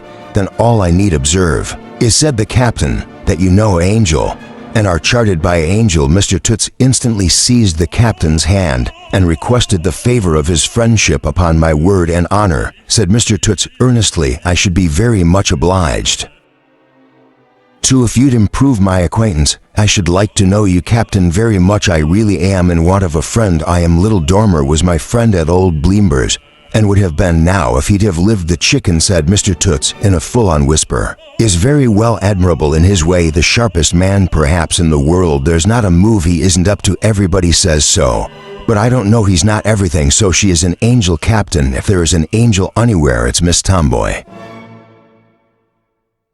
That's what I've always said. Rally though, you know, said Mr. Toots. I should be very much obliged to you if you'd cultivate my acquaintance. Captain Cuttle received this proposal in a polite manner, but still without committing himself to its acceptance, merely observing, aye, my lad, we shall see, and reminding Mr. Toots of his immediate mission by inquiring to what he was indebted for the honor of that visit.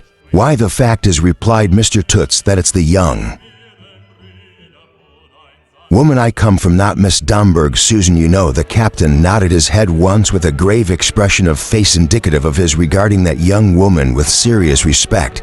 And I'll tell you how it happens, said Mr. Toots. You know, I go and call sometimes on Miss Dawnberry. I don't go there on purpose, you know, but I happen to be in the neighborhood very often, and when I find myself there, why I call naturally, observed the captain. Yes, said Mr. Toot, I called this afternoon.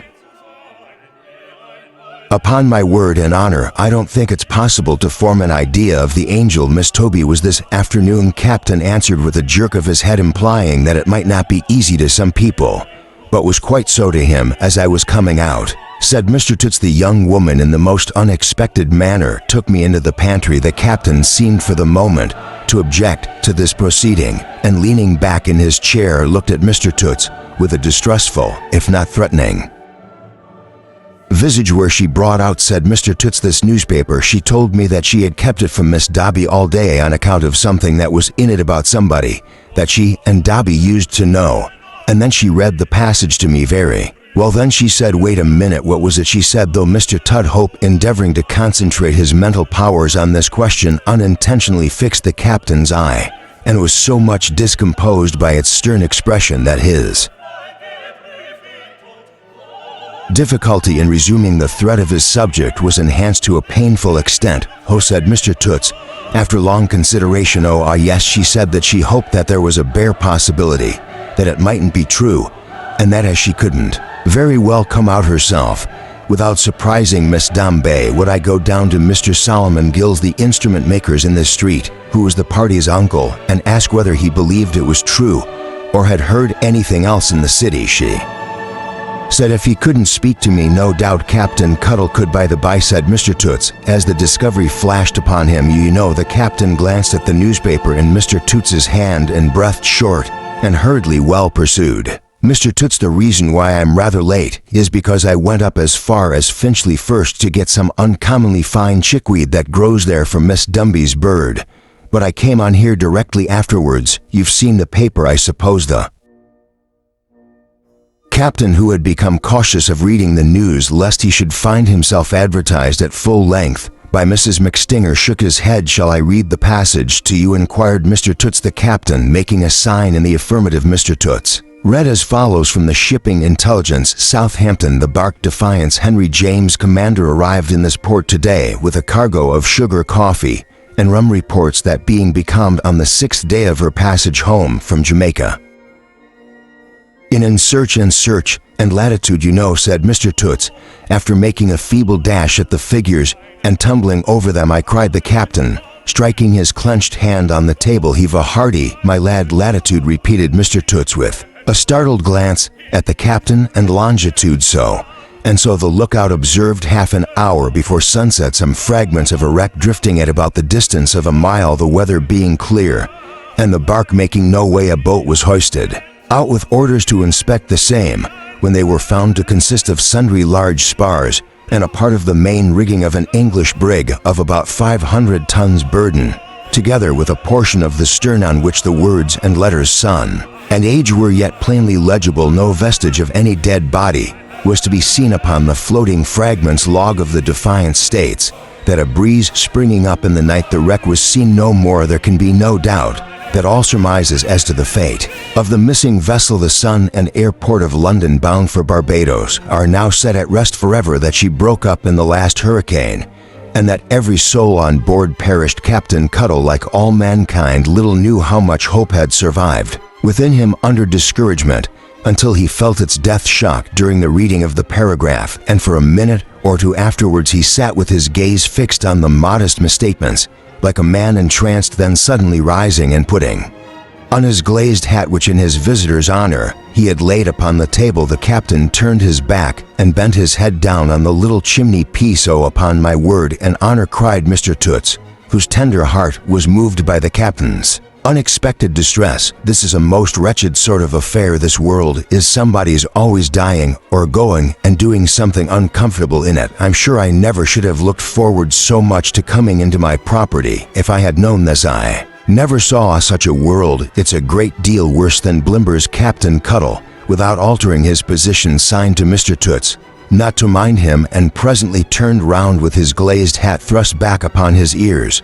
and his hand composing and smoothing his brown face. Waller, my dear lad, said the captain. Farewell, Waller, my child, my boy, and man, I loved you. You want more flesh and blood, said the captain, looking at the fire. I ain't got none, but something of what a father feels when he loses a son I feel in losing Waller. For why, said the captain, because it ain't one loss, but a round dozen. Where's that day young schoolboy with a rosy face and curly hair that used to be as merry in this year parlor come round every week as a piece of music gone down with Waller? Where's that there fresh lad that nothing couldn't tire nor put out, and that sparkled up and blushed so when we joked him about Heart's Delight that he was beautiful to look at? Gone down with Waller. Where's that there man's spirit all afire that wouldn't see the old man hove down for a minute and cared nothing for itself? Gone down with Waller. It ain't one Waller, there was a dozen Wallers that I knowed and loved, all holdin' round his neck when he went down, and they're a holdin' round mine now. Mr. Toots sat silent, folding and refolding the newspaper as small as possible upon his knee. And old Sol Gills, said the captain, gazing at the fire. Poor nebulous old Sol, where are you got to? He was left in charge of me. His last words was, take care of my uncle. What came over you, Sol, when you went and gave the go-boy to Ned Cuttle?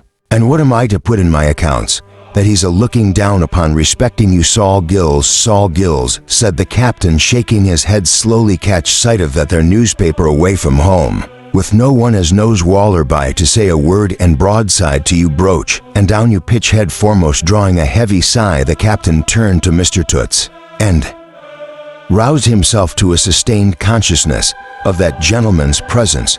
My lad, said the captain, you must tell young woman honestly that this year fatal news is to correct. They don't romance you see on such pints, it's entered on the ships. Log, and that's the truest book as a man can write tomorrow morning, said the captain. I'll step out and make inquiries, but they lead to no good. They can't do it. If you'll give me a look in the forenoon, you shall know what I have heard, but tell the young woman from Captain Cuddle that it's over.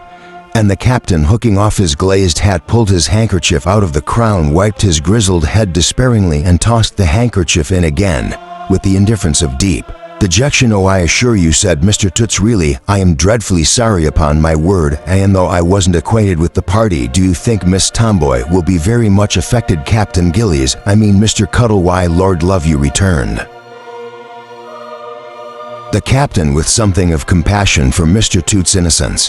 When she weren't no higher than that, they were as fond of one another as two young doves were they there, said Mr. Toots with a considerably lengthened face. They were made for one another, said the captain mournfully. But what signifies that now, upon my word and honor, cried Mr. Toots, blurting out his words through a singular combination of awkward chuckles and emotion. I'm even more sorry than I was before, you know. Captain Gills, I positively adore Miss Dombey. I am perfectly sore with loving her. The burst with which this confession forced itself out of the unhappy Mr. Toots bespoke the verness of his feelings.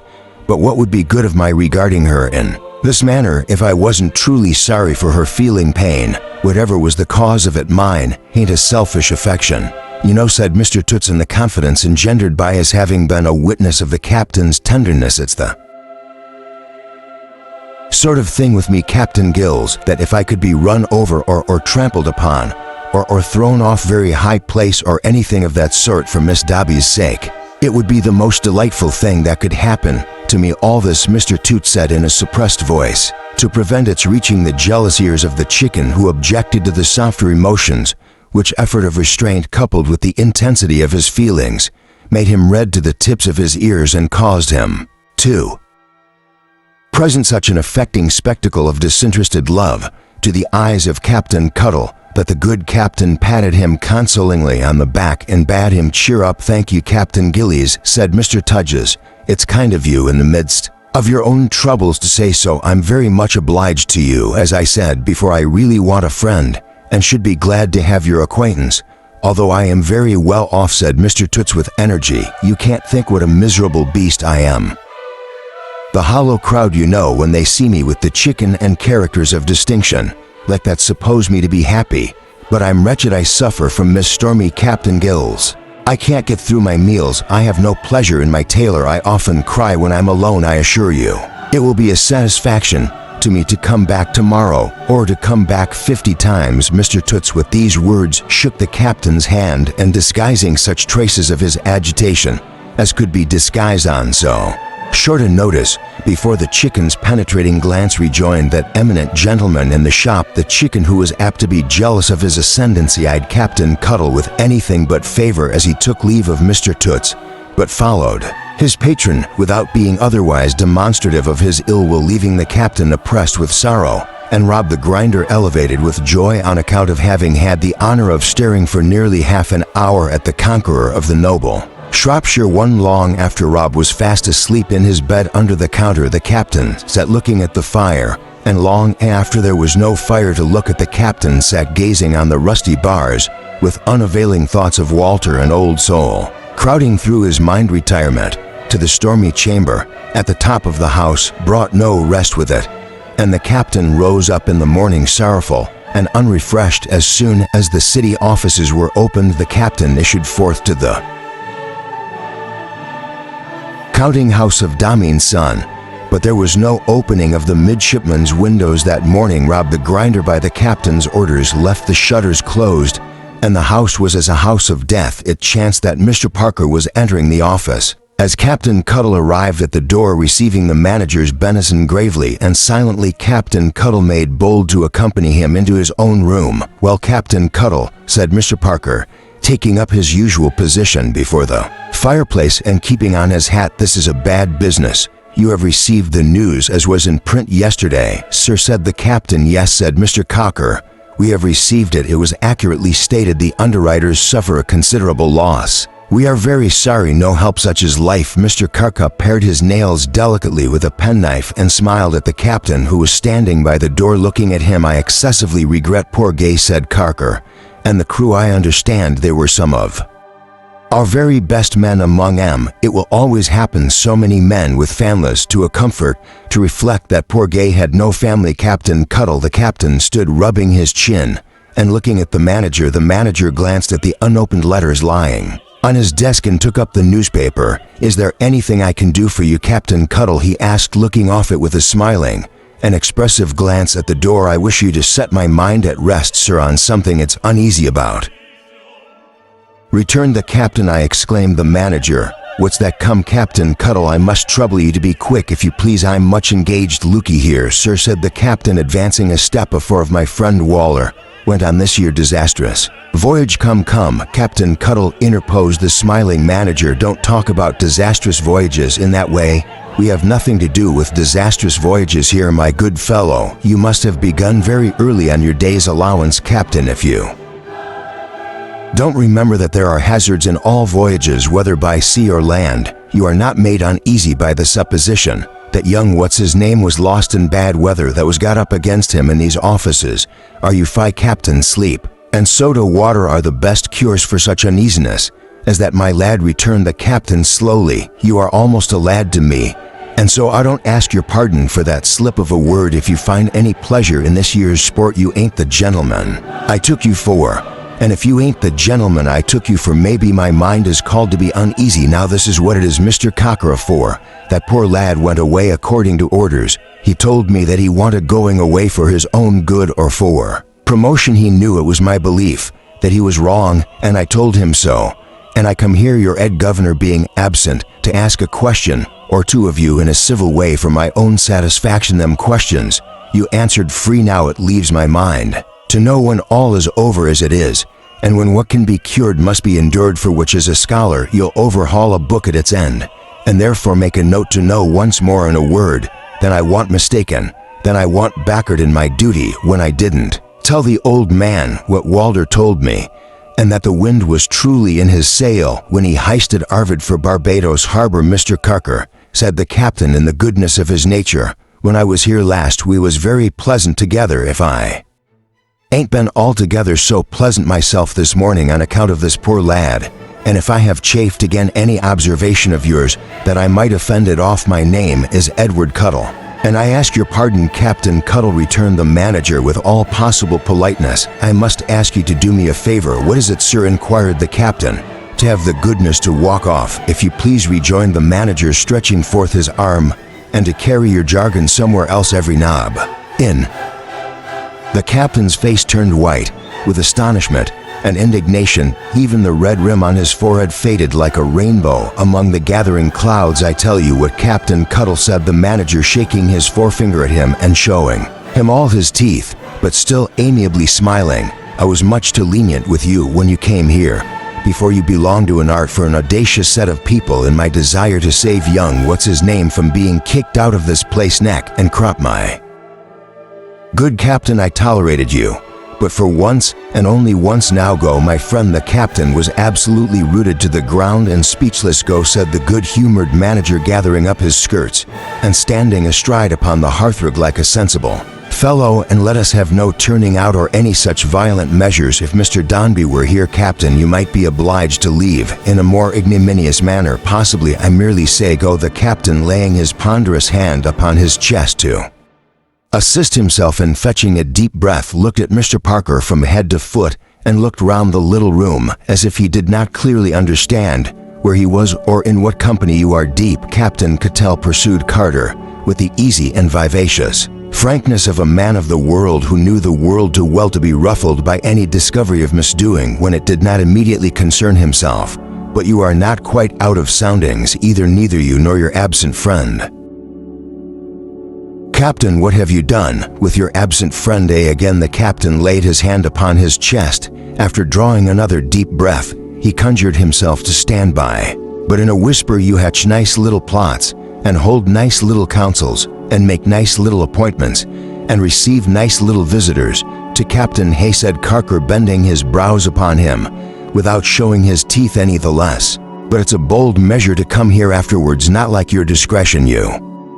Conspirators and hiders and runners away should know better than that. Will you oblige me by going, my lad?" gasped the captain in a choked and trembling voice, and with a curious action going on in the ponderous fist. "There's a many words I could wish to say to you, but I don't rightly know where they're stored just at present. My young friend Waller was drowned only last night according to my reckoning, and it puts me out, you see.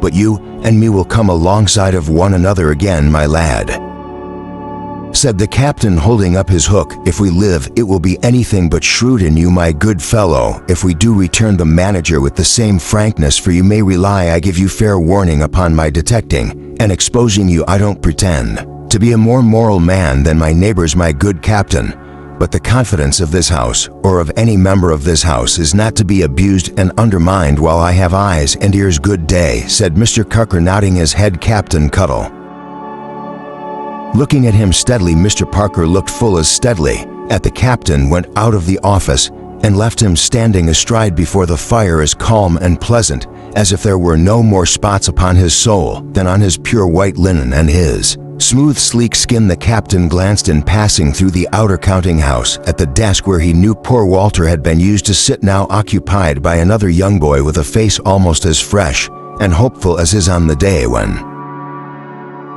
they tapped the famous last bottle, but one of the old Madeira in the little back parlor. The nation of ideas thus awakened did the captain a great deal of good. It softened him in the very height of his anger and brought the tears into his eyes. Arrived at the wooden midshipman again, and sitting down in a corner of the dark shop, the captain's indignation, strong as it was, could make no head against his grief. Passion seemed not only to do wrong and violence to the memory of the dead, but to be infected by death, and to droop and decline beside it. All the living knaves and liars in the world were nothing to the honesty and truth of one dead friend. The only thing the honest captain made out clearly in this state of mind, besides the loss of Walter, was that with him almost the whole world of Captain Cuttle had been drowned. If he reproached himself sometimes and keenly for having ever connived at Walter's innocent deceit, he thought at least as often of the Mr. Carr who no sea could ever render up, and the Mr. Dombey whom he now began to perceive was as far beyond human recall,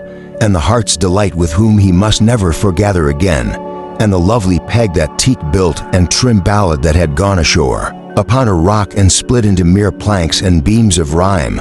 The captain sat in the dark shop thinking of these things, to the entire exclusion of his own injury, and looking with a saddened eye upon the ground, as if in contemplation of their actual fragments as they floated past.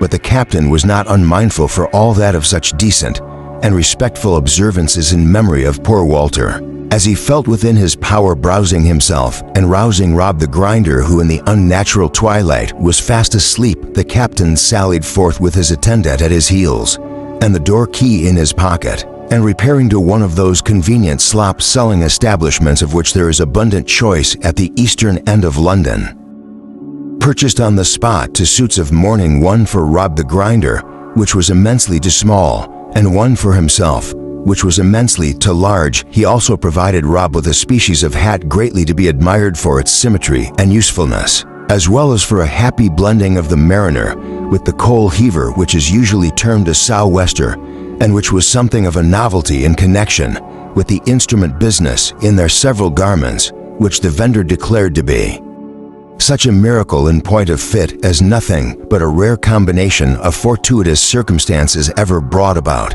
and the fashion of which was unparalleled within the memory of the oldest inhabitant. The captain and grinder immediately arrayed themselves, presenting a spectacle fraught with wonder to all who beheld it. In this altered form the captain received Mr. Toots on toga back. "My lad, at present," said the captain, "and will only confirm that their ill news tell the young one to break it gentle to the young lady, and for neither of them never to think of me no more special. Mind you, that is, though I will think of them when night comes on a hurricane and sees his mountains rolling, for which overhaul your Dr. Watts' brother, and when found make a note on the captain, reserved until some fitter time the consideration of Mr. Toots's offer of friendship, and thus dismissed him." Captain Cuttle's spirits were so low in truth that he half determined that day to take no further precautions against surprise from Mrs. Muckstinger, but to abandon himself recklessly to chance and be indifferent to what might happen. As evening came on, he fell into a better frame of mind, however, and spoke much of Walter to Rob the grinder,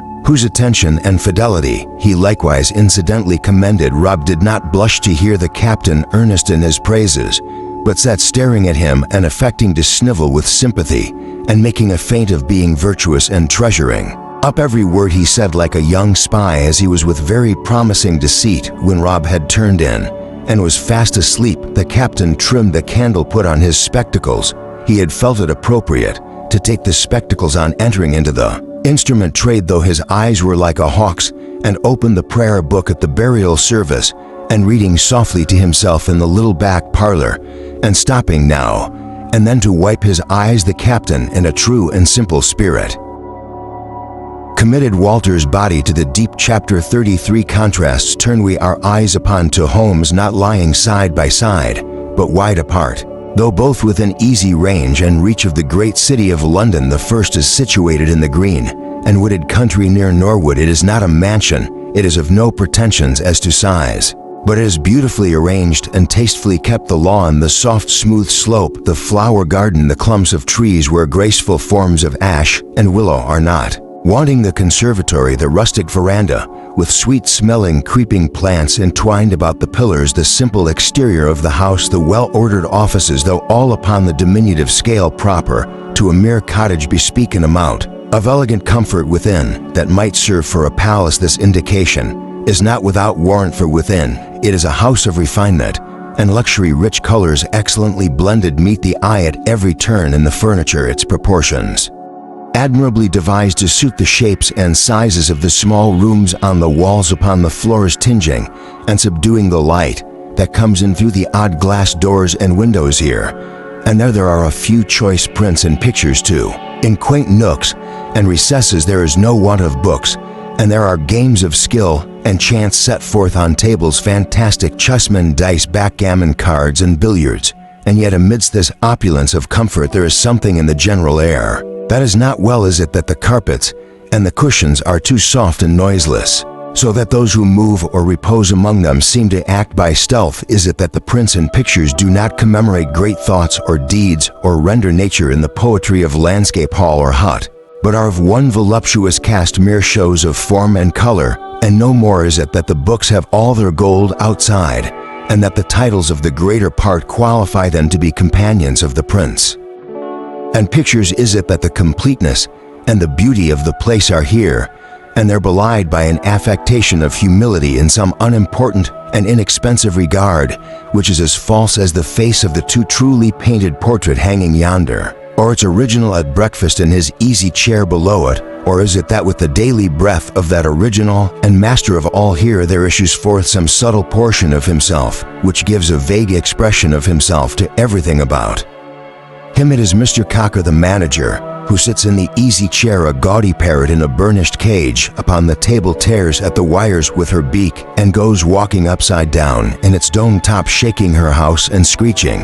But Mr. Parker is indifferent to the bird, and looks with a musing smile at a picture on the opposite wall, a most extraordinary accidental likeness. Certainly, says he, perhaps it is a Juno, perhaps a potter's wife, perhaps some scornful nymph according as the picture dealers found the market when they christened it. It is the figure of a woman supremely handsome, who, turning away, but with her face addressed to the spectator, flashes her proud glance upon him. It is like Edith with a passing gesture of his hand at the picture. What a menace! No, yet something like it, a wave as of triumph. No, yet more like that, an insolent salute wafted from his lips. No, yet like that too, he resumes his breakfast and calls to the chafing and imprisoned bird, who, coming down into a pendant gilded hoop within the cage like a great wedding ring, swings in it for his delight.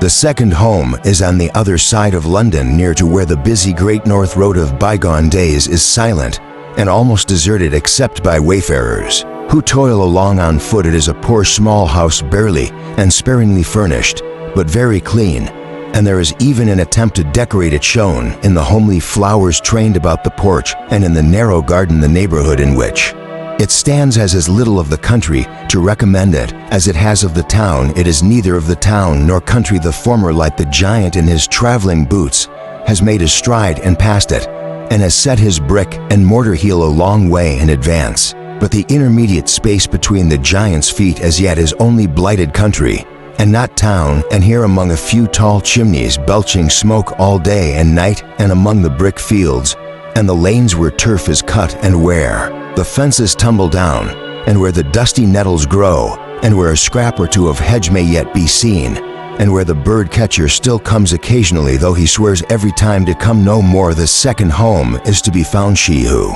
inhabits is she who left the first. In her devotion to an outcast brother she withdrew from that home its redeeming spirit, and from its master's breast his solitary angel.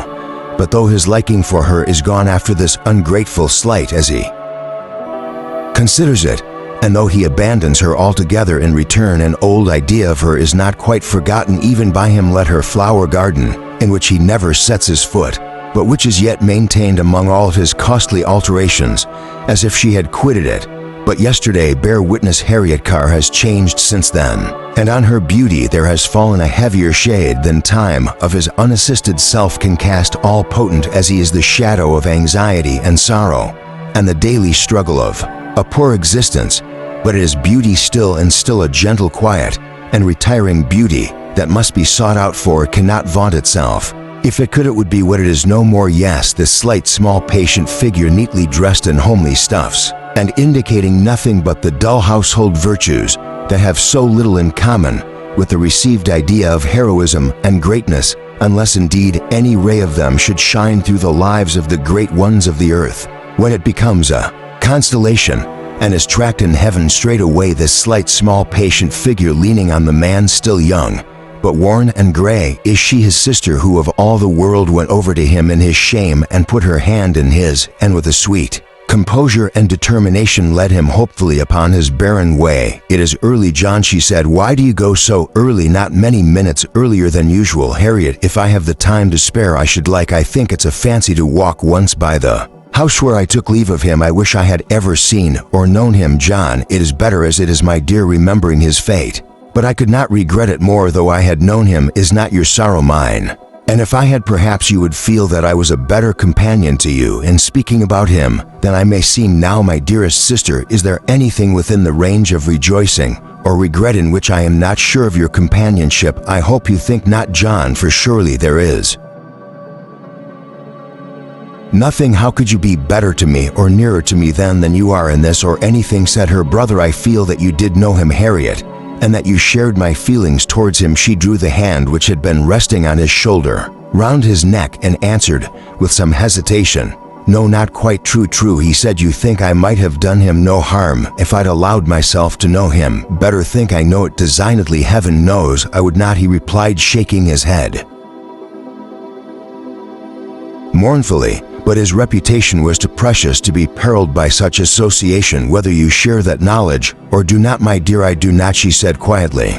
"It is still the truth, Harriet, and my mind is lighter when I think of him for that which made it so much heavier." Then he checked himself in his tone of melancholy and smiled upon her as he said, "Goodbye, dear John. In the evening, at the old time and place, I shall meet you as usual on your way home. Goodbye." The cordial face she lifted up to his to kiss him was his home, his life, his universe, and yet it was a portion of his punishment and grief, for in the cloud he saw upon it, though serene and calm as any radiant cloud at sunset, and in the constancy and devotion of her life, and in the sacrifice she had made of ease, enjoyment, and hope, he saw the bitter fruits of his old crime forever ripe and fresh. She stood at the door looking after him, with her hands loosely clasped in each other as he made his way over the frowsy and uneven patch of ground which lay before their house, which had once and not long ago been a pleasant meadow, and was now a very waste, with a disorderly crop of beginnings of mean houses rising out of the rubbish,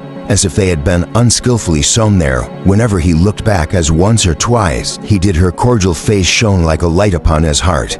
But when he plodded on his way and saw her not, the tears were in her eyes as she stood watching him. Her pensive form was not long idle at the door. There was daily duty to discharge and daily work to do, for such commonplace spirits that are not heroic often work hard with their hands, and Harriet was soon busy with her household tasks. These discharged, and the poorhouse made quite neat and orderly, she counted her little stock of money with an anxious face, and went out thoughtfully to buy some necessaries for their table, planning and conniving as she went how to save. So sordid are the lives of such low natures, who are not only heroic to their valets and waiting women, but have neither valets nor waiting women to be heroic to while she was absent. And there was no one in the house there approached it by a different way from that. The brother had taken a gentleman of very little past his prime of life perhaps, but of a healthy florid hue and upright presence, and a bright clear aspect that was gracious and good-humored. His eyebrows were still black, and so was much of his hair. The sprinkling of gray, observable among the latter, graced the former very much, and showed his broad frank brow and honest eyes to great advantage. After knocking once at the door, and obtaining no response, this gentleman sat down on a bench in the little porch to wait. A certain skillful action of his fingers as he hummed some bars and beat time on the seat beside him seemed to denote the musician, and the extraordinary satisfaction he derived from humming something very slow and long, which had no recognizable tune, seemed to denote that he was a scientific one. The gentleman was still twirling a theme which seemed to go round and round and round and in and in and in, and to involve itself like a corkscrew twirled upon a table without getting any nearer to anything. When Harriet appeared returning, he rose up as she advanced and stood with his head uncovered. "You are come again, sir," she said, faltering. "I take that liberty," he answered. "May I ask for 5 minutes of your leisure?" After a moment's hesitation, she opened the door and gave him admission to the little parlor. The gentleman sat down there, drew his chair to the table over against her, and said in a voice that perfectly corresponded to his appearance, and with a simplicity that was very engaging, "Miss Harriet, you cannot be proud. You signified to me when I called to the morning that you were, pardon me if I say that I looked into your face while you spoke, and that it contradicted you. I look into it again," he added, laying his hand gently on her arm, "for an instant, and it contradicts you more and more." She was somewhat confused and agitated, and could make no ready answer. "It is the mirror of truth," said her visitor, "and gentleness excuse my trusting to it," and returning his manner of saying these words divested them entirely of the character of compliments. It was so plain, grave, unaffected, and sincere that she bent her head as if at once to thank him and acknowledge his sincerity. "The disparity between our ages," said the gentleman, "and the plainness of my purpose empower me. I am glad to think to speak my mind that is my mind, and so you see me for the second time. There's a kind of pride, sir," she returned after a moment's silence, "or what may be supposed to be pride, which is mere duty. I hope I cherish no other for yourself," he said. "For myself, but pardon me," suggested the gentleman, "for your brother John. Proud of his love I am," said Harriet, looking full upon her visitor, and changing her manner on the instant. Not that it was less composed and quiet, but that there was a deep impassioned earnestness in it that made the very tremble in her voice a part of her firmness. "And proud of him, sir, you who strangely know the story of his life, and repeated it to me when you were here last." "Merely to make my way into your confidence," interposed the gentleman. "For heaven's sake, don't suppose—" "I am sure," she said, "you revived it in my hearing with a kind and good purpose." "I am quite sure of it, I thank you," returned her visitor, pressing her hand hastily. "I am much obliged to you. You do me justice. I assure you, you are going to say that I, who know the story of John Carker's life, may think it pride in me," she continued, "when I say that I am proud of him. I am, you know, the time was when I was not, when I could not be.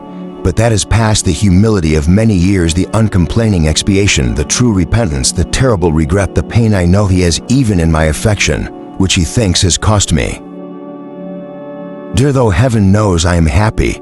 But for his sorrow, O sir, after what I have seen, let me conjure you, if you are in any place of power, and are ever wronged, never for any wrong inflict a punishment that cannot be recalled while there is a God above us to work changes in the hearts. He made your brother is an altered man," returned the gentleman compassionately. "I assure you, I don't doubt it. He was an altered man when he did wrong," said Harriet. "He is an altered man again, and is his true self now, believe me, sir. But we go on," said her visitor, rubbing his forehead in an absent manner with his hand, and then drumming thoughtfully on the table. "We go on in our clockwork routine from day to day, and can't make out or follow these changes. They're a metaphysical sort of thing. We haven't leisure for it. We haven't courage. They're not taught at schools or colleges, and we don't know how to set about it. In short, we are so damned business like," said the gentleman, walking to the window and back and sitting down again, in a state of extreme dissatisfaction and vexation. "I am sure," said the gentleman, rubbing his forehead again and drumming on the table as before, "I have good reason to believe that a jog-trot life the same, from day to day, would reconcile one to anything. One don't see anything, one don't hear anything, one don't know anything. That's the fact. We go on taking everything for granted, and so we go on, until whatever we do, good, bad, or indifferent, we do from habit. Habit is all I shall have to report when I am called upon to plead to my conscience on my deathbed. Habit says I was deaf, dumb, blind, and paralytic to a million things from habit. Very businesslike indeed. "Mr. What's your name?" says conscience. But it won't do here. The gentleman got up and walked to the window again and back, seriously uneasy, though giving his uneasiness this peculiar expression. "Miss Harriet," he said, resuming his chair, "I wish you would let me serve you. Look at me. I ought to look honest, for I know I am so at present." "Do I?" "Yes," she answered with a smile. "I believe every word you have said," he returned. "I am full of self-reproach that I might have known this and seen this, and known you and seen you any time these dozen years, and that I never have. I hardly know how I ever got here. Creature that I am, not only of my own habit, but of other people's. But having done so, let me do something. I ask it in all honor and respect. You inspire me with both in the highest degree. Let me do something." "We are contented, sir." "No, no, not quite," returned the gentleman. "I think not quite. There are some little comforts that might smooth your life and his," he repeated, fancying that had made some impression on her. "I have been in the habit of thinking that there was nothing wanting to be done for him, that it was all settled and over, in short, of not thinking at all about it. I am different now. Let me do something for him." "You do," said the visitor with careful delicacy. "Have need to watch your health closely for his sake, and I fear it fails, whoever you may be, sir," answered Harriet, raising her eyes to his face. "I am deeply grateful to you. I feel certain that in all you say you have no object in the world but kindness to us. But years have passed since we began this life, and to take from my brother any part of what has so endeared him to me, and so proved his better resolution, any fragment of the merit of his unassisted, obscure, and forgotten reparation, would be to diminish the comfort it will be to him and me when the time comes to each of us of which you spoke just now. I thank you better with these tears than any words. Believe it, pray." The gentleman was moved and put the hand she held out to his lips, much as a tender father might kiss the hand of a dutiful child, but more reverently. "If the day should ever come," said Harriet, "when he is restored in part to the position he lost." "Restored!" cried the gentleman quickly. "How can that be hopeful? In whose hands does the power of any restoration lie? It is no mistake of mine, surely, to suppose that his having gained the priceless blessing of his life is one cause of the animosity shown to him by his brother. You touch upon a subject that is never breathed between us." "Not even between us," said Harriet. "I beg your forgiveness," said the visitor. "I should have known it. I entreat you to forget that I have done so inadvertently, and now, as I dare urge no more, as I am not sure that I have a right to do so, though heaven knows even that doubt may be habit," said the gentleman, rubbing his head as despondently as before. "Let me, though a stranger, yet no stranger asked to favors. What are they?" she inquired. "The first, that if you should see cause to change your resolution, you will suffer me to be as your right hand. My name shall then be at your service. It is useless now, and always insignificant. Our choice of friends," she answered, smiling faintly, "is not so great that I need any time for consideration. I can promise that the second that you will allow me, sometimes, say every Monday morning at 9 o'clock." "Habit again. I must be businesslike," said the gentleman with a whimsical inclination to quarrel with himself on that head. "In walking past to see you at the door or window, I don't ask to come in, as your brother will be gone out at that hour. I don't ask to speak to you. I merely ask to see, for the satisfaction of my own mind, that you are well, and without intrusion, to remind you, by the sight of me, that you have a friend, an elderly friend, gray-haired already, and fast-growing gray, whom you may ever command." The cordial face looked up in his, confided in it, and promised. "I understand, as before," said the gentleman, rising, "that you purpose not to mention my visit to John Carker, lest he should be at all distressed by my acquaintance with his history. I am glad of it, for it is out of the ordinary course of things." "And habit again," said the gentleman, checking himself impatiently, as if there were no better course than the ordinary course.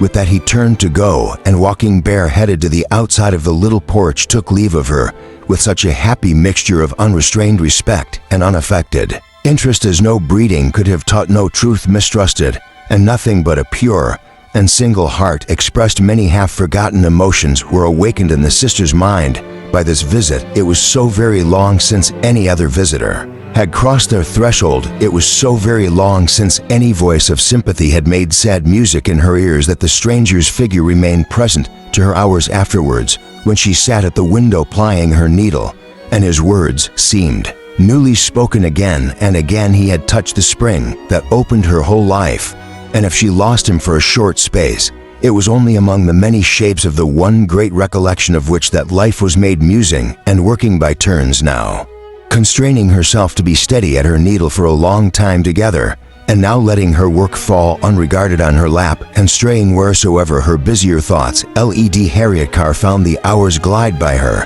and the days steal on. The morning, which had been bright and clear, gradually became overcast. A sharp wind set and the rain fell heavily, and a dark mist drooping over the distant town hid it from the view. She often looked with compassion at such a time upon the stragglers who came wandering into London by the great highway hard by, and who, footsore and weary, and gazing fearfully at the huge town before them, as if foreboding that their misery there would be but as a drop of water in the sea, or as a grain of sea sand on the shore, went shrinking on, cowering before the angry weather, and looking as if the very elements rejected them. Day after day such travelers crept past, but always, as she thought, in one direction, always towards the town, swallowed up in one phase or other of its immensity, towards which they seemed impelled by a desperate fascination. They never returned. Food for the hospitals, the churchyards, the prisons, the river, fever, madness, vice, and death. They passed on to the monster roaring in the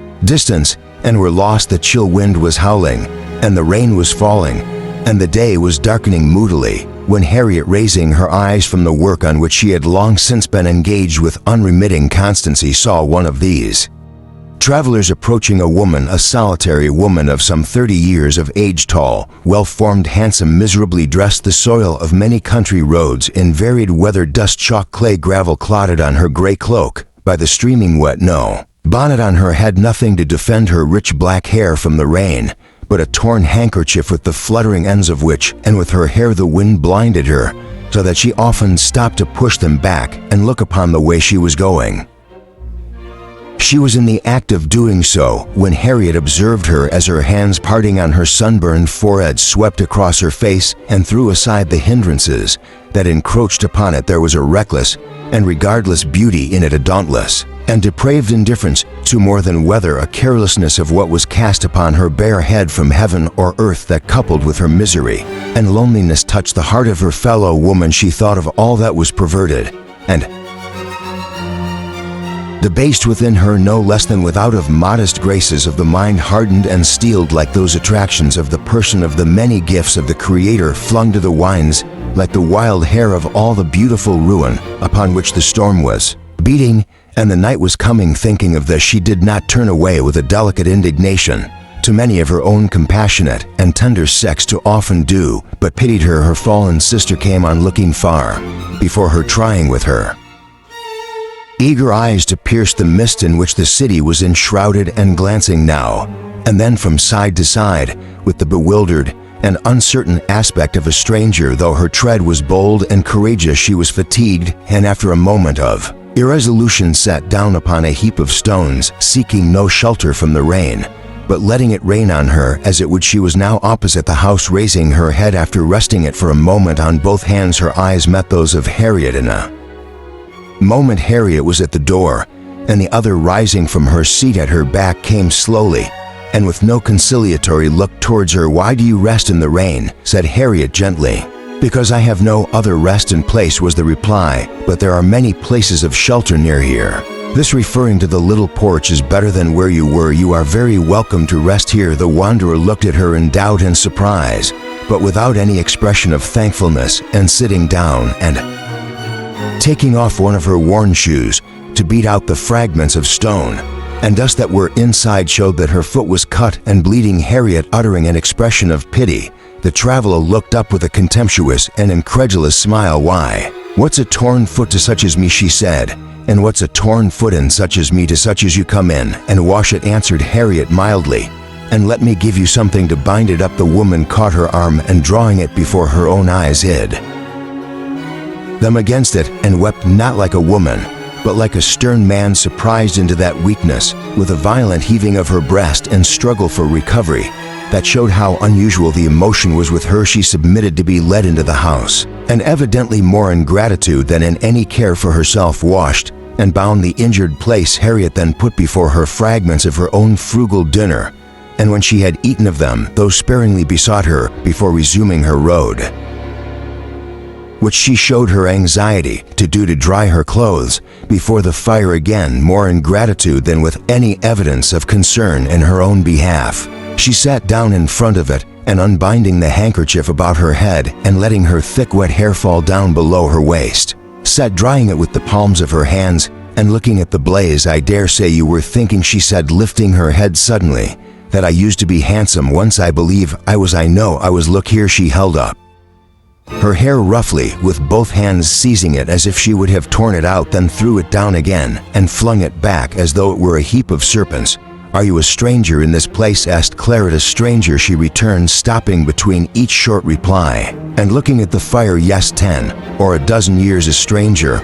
I've had no almanac where I have been 10 or dozen years. I don't know this part. It's much altered since I went away." "Have you been far, very far?" "Months upon months over the sea and far away." "Even then I have been where convicts go," she added, looking full upon her entertainer.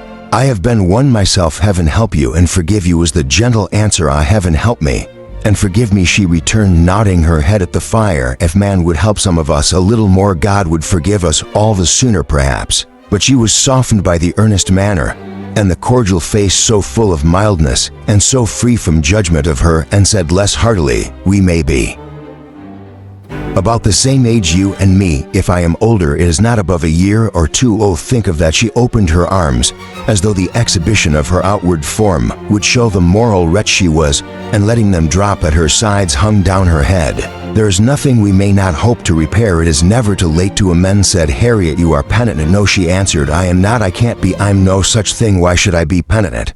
And all the world go free. They talk to me of my penitence. Whose penitence for the wrongs that have been done to me?" She rose up, bound her handkerchief about her head, and turned to move away. "Where are you going?" said Harriet. "Yonder," she answered, pointing with her hand to London. "Have you any home to go to?" "I think I have a mother." "She's as much a mother as her dwelling is a home," she answered with a bitter laugh. "Take this," cried Harriet, putting money in her hand. "Try to do well. It is very little, but for one day it may keep you from harm." "Are you married?" said the other faintly as she took it. "No, I live here with my brother. We have not much to spare, or I would give you more. Will you let me kiss you?" Seeing no scorn or repugnance in her face, the object of her charity bent over her as she asked the question, and pressed her lips against her cheek once more. She caught her arm and covered her eyes with it, and then was gone into the deepening night and howling wind and pelting rain, urging her way on towards the mist and shrouded city, where the blurred lights gleamed, and with her black hair and disordered headgear fluttering round her reckless face. Chapter 34. Another mother and daughter in an ugly and dark room, an old woman, ugly and dark too, sat listening to the wind and rain, and crouching over a meager fire, more constant to the last named occupation than the first. She never changed her attitude, unless when any stray drops of rain fell hissing on the smoldering embers, to raise her head with an awakened attention to the whistling and pattering outside, and gradually to let it fall again, lower and lower and lower, as she sunk into a brooding state of thought in which the noises of the night were as indistinctly regarded as is the monotonous rolling of a sea. By one who sits in contemplation on its shore, there was no light in the room, save that which the fire afforded, glaring sullenly from time to time, like the eye of a fierce beast half asleep. It revealed no objects that needed to be jealous of a better display. A heap of rags, a heap of bones, a wretched bed, 2 or 3 mutilated chairs or stools, the black walls and blacker ceiling where all its winking brightness shone upon, as the old woman with a gigantic and distorted image of herself, thrown half upon the wall behind her, half upon the roof above, sat bending over the few loose bricks within which it was pent on the damp hearth of the chimney, for there was no stove. She looked as if she were watching at some witch's altar for a favorable token, and but that the movement of her chattering jaws and trembling chin was too frequent and too fast for the slow flickering of the fire. It would have seemed an illusion wrought by the light as it came and went upon a face as motionless as the form to which it belonged. If Florence could have stood within the room and looked upon the original of the shadow thrown upon the wall and roof as it cowered thus over the fire, a glance might have sufficed to recall the figure of good Mrs. Brown, notwithstanding that her childish recollection of that terrible old woman was as grotesque and exaggerated a presentment of the truth perhaps as the shadow on the wall. But Florence was not there to look on, and good Mrs. Brown remained unrecognized and sat staring at her fire unobserved, attracted by a louder sputtering than usual.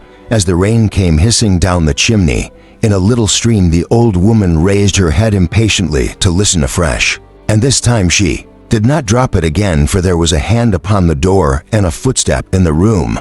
"Who's that?" she said, looking over her shoulder. "One who brings you news," was the answer in a woman's voice. "News where from abroad, from beyond seas," cried the old woman, starting up. "I from beyond seas." The old woman raked the fire together hurriedly, and going close to her visitor, who had entered and shut the door, and who now stood in the middle of the room, put her hand upon the drenched cloak and turned the unresisting figure so as to have it in the full light of the fire. She did not find what she had expected, whatever that might be, for she let the cloak go again and uttered a querulous cry of disappointment and misery. "What is the matter?" asked her visitor. "Oh," cried the old woman, turning her face upward with a terrible howl. "What is the matter?" asked the visitor again. "It's not my gal," cried the old woman, tossing up her arms and clasping her hands above her head. "Where's my owl? Where's my handsome daughter? They've been the death of her." "They've not been the death of her yet. If your name's Maud," said the visitor, "have you seen my girl?" Then cried the old woman, "Has she wrote to me?" "She said you couldn't read," returned the other. "No more I can," exclaimed the old woman, wringing her hands. "Have you no light here?" said the other, looking around the room. The old woman, mumbling and shaking her head and muttering to herself about her handsome daughter, brought a candle from a cupboard in the corner, and thrusting it into the fire with a trembling hand, lighted it with some difficulty and set it on the table. Its dirty wick burned dimly at first, being choked on its own grease, and when the bleared eyes and failing sight of the old woman could distinguish anything by its light, a visitor was sitting with her arms folded, her eyes turned downwards, and a handkerchief she had worn upon her head lying on the table by her side. "She sent to me by word of mouth, and my gal Alice," mumbled the old woman, after waiting for some moments. "What did she say?" "Look," returned the visitor. The old woman repeated the word in a scared, uncertain way, and shading her eyes looked at the speaker round the room, and at the speaker once again. Alice said, "Look again, mother," and the speaker fixed her eyes upon her again. The old woman looked round the room, and at her visitor, and round the room once more. Hastily seizing the candle, and rising from her seat, she held it to the visitor's face, uttered a loud cry, set down the light, and fell upon her neck. "It's my gal, it's my Alice, it's my handsome daughter living, and come back," screamed the old woman, rocking herself to and fro upon the breast that coldly suffered her embrace. "It's my gal, it's my Alice, it's my handsome daughter living, and come back," she screamed again, dropping on the floor before her, clasping her knees, laying her head against them, and still rocking herself to and fro with every frantic demonstration of which her vitality was capable. "Yes, mother," returned Alice, stooping forward for a moment and kissing her, but endeavoring even in the act to disengage herself from her embrace. "I am here at last. Let go, mother, let go. Get up and sit in your chair. What good does this do?" "She's come back harder than she went," cried the mother, looking up in her face and still holding to her knees. "She don't care for me after all these years and all the wretched life I've led." "Why, mother," said Alice, shaking her ragged skirts to detach the old woman from them, "there are two sides to that. There have been years for me as well as you, and there have been wretchedness for me as well as you. Get up, get up." Her mother rose and cried and wrung her hands and stood at a little distance, gazing on her. Then she took the candle again, and going round her surveyed her from head to foot, making a low moaning all the time Then she put the candle down, resumed her chair, and beating her hands together to a kind of weary tune, and rolling herself from side to side continued moaning and wailing to herself. Alice got up, took off her wet cloak, and laid it aside. That done, she sat down as before, and with her arms folded and her eyes gazing at the fire, remained silently listening, with a contemptuous face, to her old mother's inarticulate complainings. "Did you expect me to return as youthful as I went away, mother?" she said at length, turning her eyes upon the old woman. "Did you think a foreign life like mine was good for good looks? One would believe so to hear you. It ain't that," cried the mother. "She knows it." "What is it then?" returned the daughter. "It had best be something that don't last, mother, or my way out is easier than my way in here." That exclaimed the mother. "After all these years she threatens to desert me in the moment of her coming back again. I tell you, mother, for the second time, there have been years for me as well as you said." "Alice, come back harder." "Of course I have come back harder. What else did you expect harder to me?" "To her own dear mother," cried the old woman. "I don't know who began to harden me, if my own dear mother didn't," she returned, sitting with her folded arms and knitted brows and compressed lips as if she were bent on excluding by force every softer feeling from her breast. "Listen, mother, to a word or two. If we understand each other now, we shall not fall out anymore. Perhaps I went away a girl, and I've come back a woman. I went away undutiful enough, and have come back no better, you may swear. But have you been very dutiful to me?" I cried the old woman. "To my girl, a mother dutiful to her own child? It sounds unnatural, don't it?" returned the daughter, looking coldly on her with her stern, regardless, hearty, beautiful face. "But I have thought of it sometimes in the course of my lone years, till I have got used to it. I have heard some talk about duty first and last, but it has always been of my duty to other people. I have wondered now and then, to pass away the time, whether no one ever owed any duty to me." Her mother sat mowing and mumbling and shaking her head, but whether angrily or remorsefully or in denial or only in her physical infirmity, did not appear. "There was a child called Alice Mahuard," said the daughter with a laugh, and looking down at herself in terrible derision of herself, "born among poverty and neglect, and nursed in it. Nobody taught her, nobody stepped forward to help her, nobody cared for her, nobody," echoed the mother, pointing to herself and striking her breast. "The only care she knew," returned the daughter, "was to be beaten and stinted and abused sometimes. And she might have done better without that. She lived in homes like this and in the streets with a crowd of little wretches like herself, and yet she brought good looks out of this childhood. So much the worse for her. She had better have been hunted and worried to death for ugliness." Go on," exclaimed the mother. "I am going on," returned the daughter. "There was a girl called Alice Mahuard. She was handsome. She was taught to late and taught all wrong. She was too well cared for, too well trained, too well helped on, too much looked after. You were very fond of her. You were better off. Then what came to that girl comes to thousands every year. It was only ruin, and she was born to it. After all these years," whined the old woman. "My gal begins with this, she soon have ended," said the daughter. "There was a criminal called Alice Mahuard, a girl still, but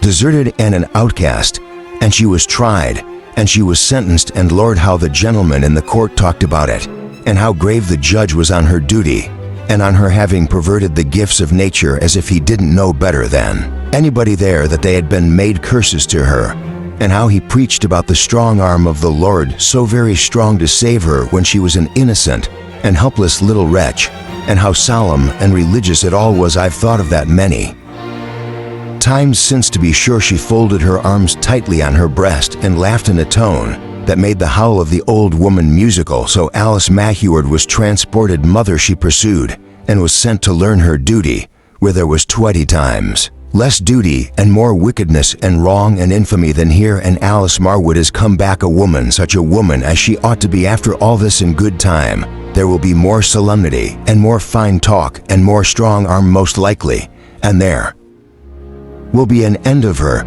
But the gentleman needn't be afraid of being thrown out of work. There's crowds of little wretches, boy and girl, growing up in any of the streets they live in, that'll keep them to it till they've made their fortunes." The old woman leaned her elbows on the table and, resting her face upon her two hands, made a show of being in great distress, or really was perhaps dare. "I have done, mother," said the daughter with a motion of her head as if in dismissal of the subject. "I have Said enough, don't let you and I talk of being dutiful. Whatever we do, your childhood was like mine, I suppose, so much the worse for both of us. I don't want to blame you or to defend myself. Why should I? That's all over long ago.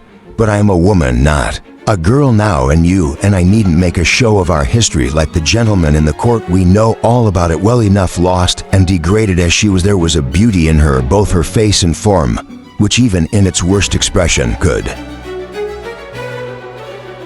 not but be recognized as such by anyone regarding her with the least attention. As she subsided into silence, and her face, which had been harshly agitated, quieted down, while her dark eyes fixed upon the fire exchanged the reckless light that had animated them. For one that was softened by something like sorrow, they shone through all her way-worn misery and fatigue, a ray of the departed radiance of the fallen angel. Her mother, after watching her for some time, without speaking, ventured to steal her withered hand a little nearer to her across the table, and finding that she permitted this to touch her face and smooth her hair with the feeling, as it seemed, that the old woman was at least sincere in this show of interest, Alice made no movement to check her. So advancing by degrees, she bound up her daughter's hair afresh, took off her wet shoes, if they deserved the name, spread something dry upon her shoulders, and hovered humbly about her, muttering to herself as she recognized her old features and expression more and more. You are very poor, mother, I see, said Alice, looking round when she had sat thus for some time. Bitter poor, my dearie, replied the old woman. She admired her daughter, and was afraid of her. Perhaps her admiration, such as it was, had originated long ago, when she first found anything that was beautiful appearing in the midst of the squalid fight of her existence.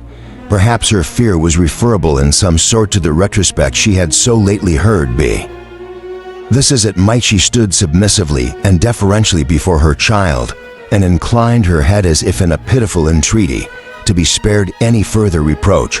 How have you lived? By begging, my dearie, and pilfering, mother, sometimes, Ollie, in a very small way. I am old and timid. I have taken trifles from children now and then, my dearie, but not often. I have tramped about the country, pet, and I know what I know. I have watched, returned the daughter, looking at her. I have hung about a family, my dearie, said the mother, even more humbly and submissively than before. What family? Hush, darling, don't be angry with me. I did it for the love of you, in memory of my poor gal beyond seas. She put out her hand deprecatingly, and drawing it back again, laid it on her lips. Years ago, my dearie, she pursued, glancing timidly at the attentive and stern face opposed to her, I came across his little child by chance. Whose child? Not his, Alice, dearie, don't look at me like that. Not his? How could it be his?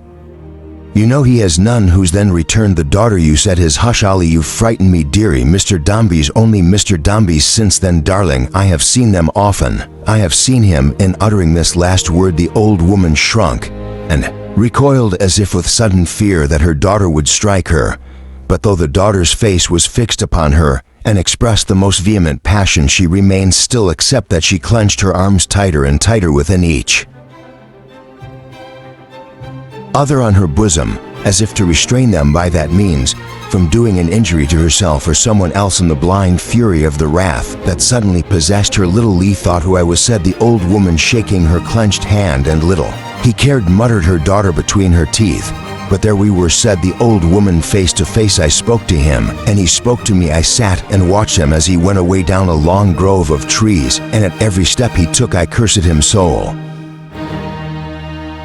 and body. He will thrive in spite of that, returned the daughter disdainfully. He is thriving, said the mother. She held her peace, for the face and form before her were unshaped by rage. It seemed as if the bosom would burst with the emotions that strove within it. The effort that constrained and held it pent up was no less formidable than the rage itself, no less bespeaking the violent and dangerous character of the woman who made it.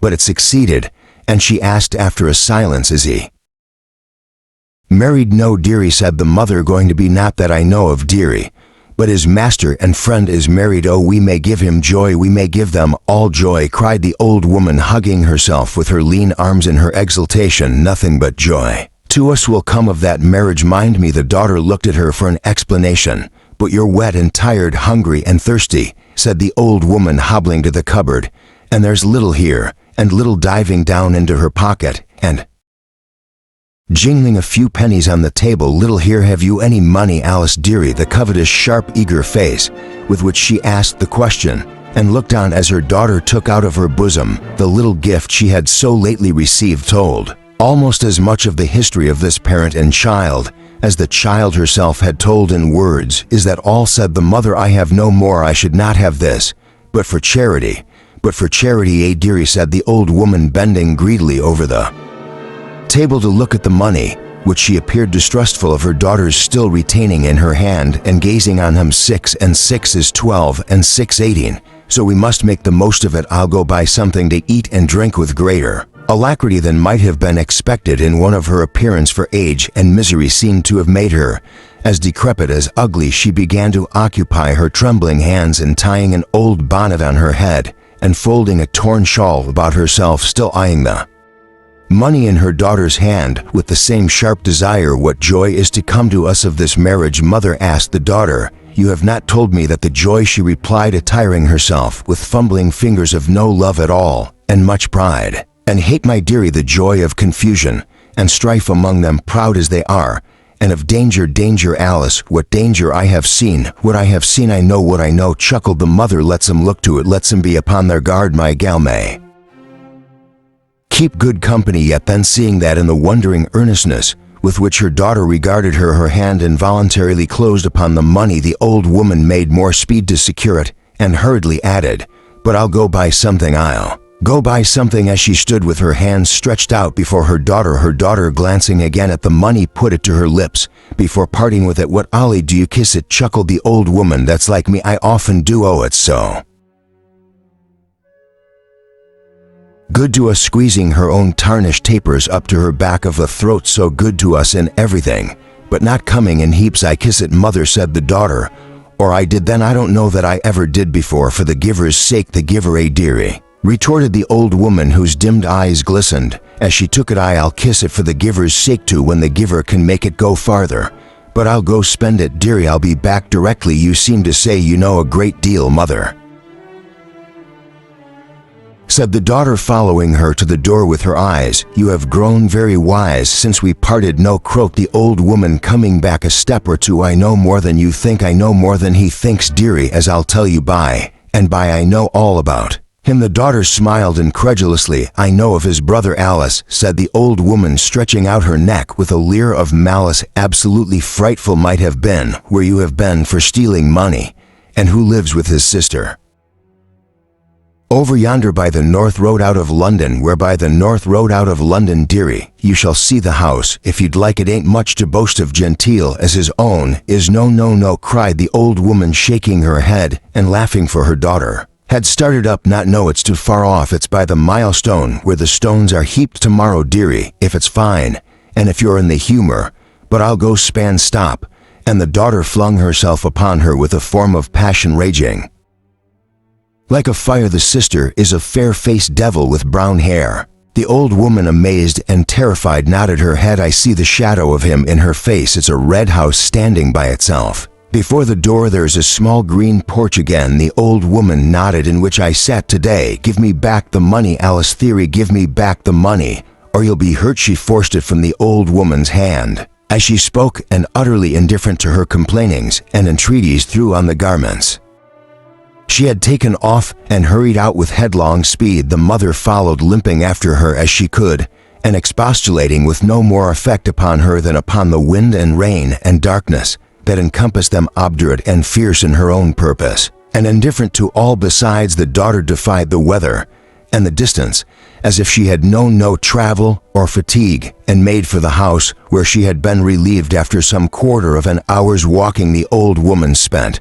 and out of breath ventured to hold by her skirts, but she ventured no more, and they traveled on in silence through the wet and gloom. If the mother now and then uttered a word of complaint, she stifled it lest her daughter should break away from her and leave her behind, and the daughter was dumb. It was within an hour or so of midnight when they left the regular streets behind them and entered on the deeper gloom of that neutral ground where the house was situated. The town lay in the distance, lurid and lowering. The bleak wind howled over the open space. All around was black, wild, desolate. This is a fit place for me, said the daughter, stopping to look back. I thought so when I was here before today, Alice, my dear, cried the mother, pulling her gently by the skirt. Alice, What no mother, don't give the money back, my darling, please don't, we can't afford it, we want supper, dearie, money is money, whoever gives it, say what you will, but keep the money, see, there was all the daughter's answer.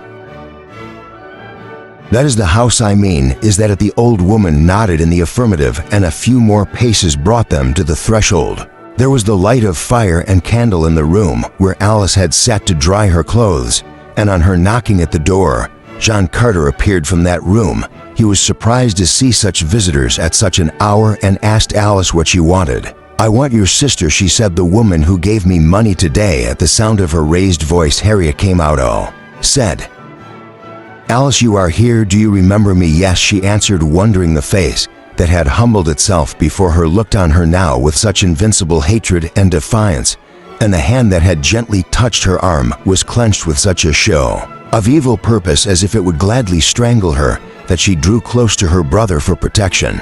That I could speak with you and not know you, that I could come near you and not feel what blood was running in your veins by the tingling of my own, said Alice with a menacing gesture. What do you mean? What have I done? Returned the other. You have set me by your fire, you have given me food and money, and you have bestowed your compassion on me, you whose name I spit upon. The old woman, with a malevolence that made her ugliness quite awful, shook her withered hand at the brother and sister in confirmation of her daughter, but plucked her by the skirts again, nevertheless imploring her to keep the money. If I dropped a tear upon your hand, may it wither it up. If I spoke a gentle word in your hearing, may it deafen you. If I touched you with my lips, may the touch be poison to you. A curse upon this roof that gave me shelter, sorrow and shame upon your head, ruin upon all belonging to you. As she said the words, she threw the money down upon the ground and spurned it with her foot. I dreaded in the dust, I wouldn't take it. If it paved my way to heaven, I would. The bleeding foot that brought me here today had rotted off before it led me to your house. Harriet, pale and trembling, restrained her brother and suffered her to go on uninterrupted. It was well that I should be pitied and forgiven by you or any one of your name in the first hour of my return. It was well that you should act a kind, good lady to me. I'll thank you when I die. I'll pray for you on all your race. You may be sure, with a fierce action of her hand as if she sprinkled hatred on the ground, and with it devoted those who were standing there to destruction. She looked up once at the black sky and strode out into the wild night. The mother who had plucked at her skirts again and again in vain, and had the money lying on the threshold with an absorbing greed that seemed to concentrate her faculties upon it, would have prowled about until the house was dark, and then groped in the mire on the chance of repossessing herself of it.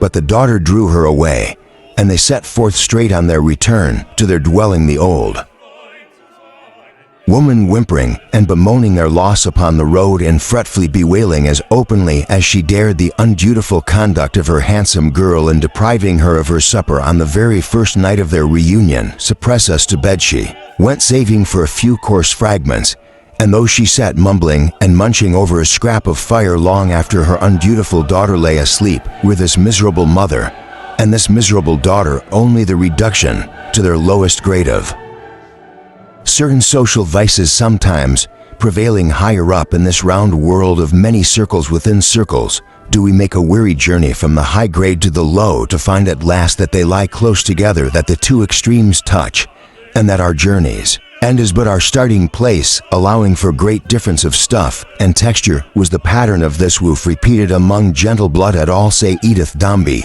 and Cleopatra, best of mothers, let us have your testimony. Chapter 35. The happy pair. The dark blot on the street is gone. Mr. Dombey's mansion, if it be a gap among the other houses any longer, is only so because it is not to be vied with in its brightness, and haughtily casts them off. The saying is that home is home, be it never so homely, if it hold good in the opposite contingency, and home is home, be it never so stately. When an altar to the household gods is raised up, here lights are sparkling in the windows this evening, and the ruddy glow of fires is warm and bright upon the hangings and soft carpets, and the dinner waits to be served, and the dinner table is handsomely set forth, though only for 4 persons, and the sideboard is cumbrous with plate. It is the first time that the house has been arranged for occupation since its late changes, and the happy pair are looked for every minute only second to the wedding morning, and the interest and expectation it engenders among the household is this evening of the coming home,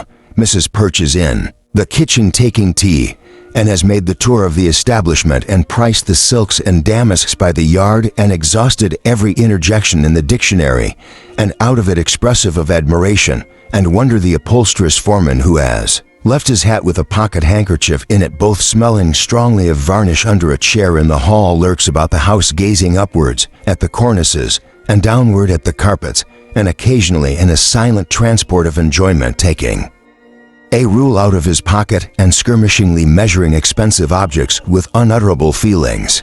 Cook is in high spirits and says give her a place where there's plenty of company, as she bet you sixpence there will be now, for she is of a lively disposition, and she always was from a child, and she don't mind who knows it, which sentiment elicits from the breast of Mrs. Percher a responsive murmur of support and approbation. All the housemaid hopes is happiness for him, but marriage is a lottery, and the more she thinks about it, the more she feels the independence and the safety of a single life. Mr. Tallinson is saturnine and grim and says that's his opinion too, and give him war besides, and down with the French for this. Young man has a general impression that every foreigner is a Frenchman and must be by the laws of nature. At each new sound of wheels they all stop whatever they are saying and listen, and more than once there is a general starting up and a cry of here they are, but here they are not yet, and Cook begins to mourn over the dinner, which has been put back twice, and the apostolic foreman still goes lurking about the rooms undisturbed in his blissful reverie. Florence is ready to receive her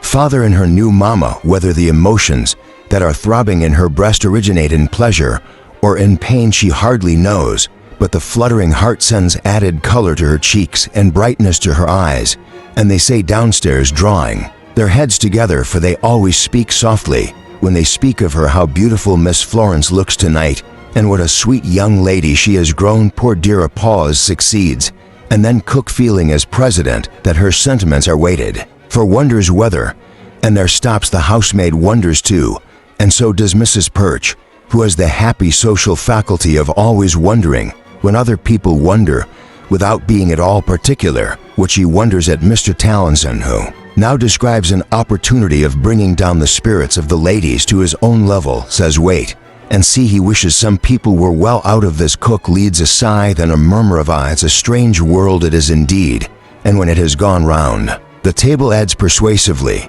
but Miss Florence can't well be the worse for any change. Tom. Mr. Tallinson's rejoinder, pregnant with frightful meaning, is oh can't she though, and sensible that a mere man can scarcely be more prophetic or improve upon that. He holds his peace. Mrs. Scutton, prepared to greet her darling daughter and her dear son-in-law with open arms, is appropriately attired for that purpose in a very youthful costume, with short sleeves. At present, however, her ripe charms are blooming in the shade of her own apartments, when she has not emerged since she took possession of them a few hours ago, and where she is fast growing fretful on account of the postponement of dinner. The maid, who ought to be a skeleton, but is in truth a buxom damsel, is on the other hand in a most amiable state, considering her quarterly stipend much safer than heretofore, and foreseeing a great improvement in her board and lodging. Where are the happy pair for whom this brave home is waiting? Do steam tide, wind, and horses all abate their speed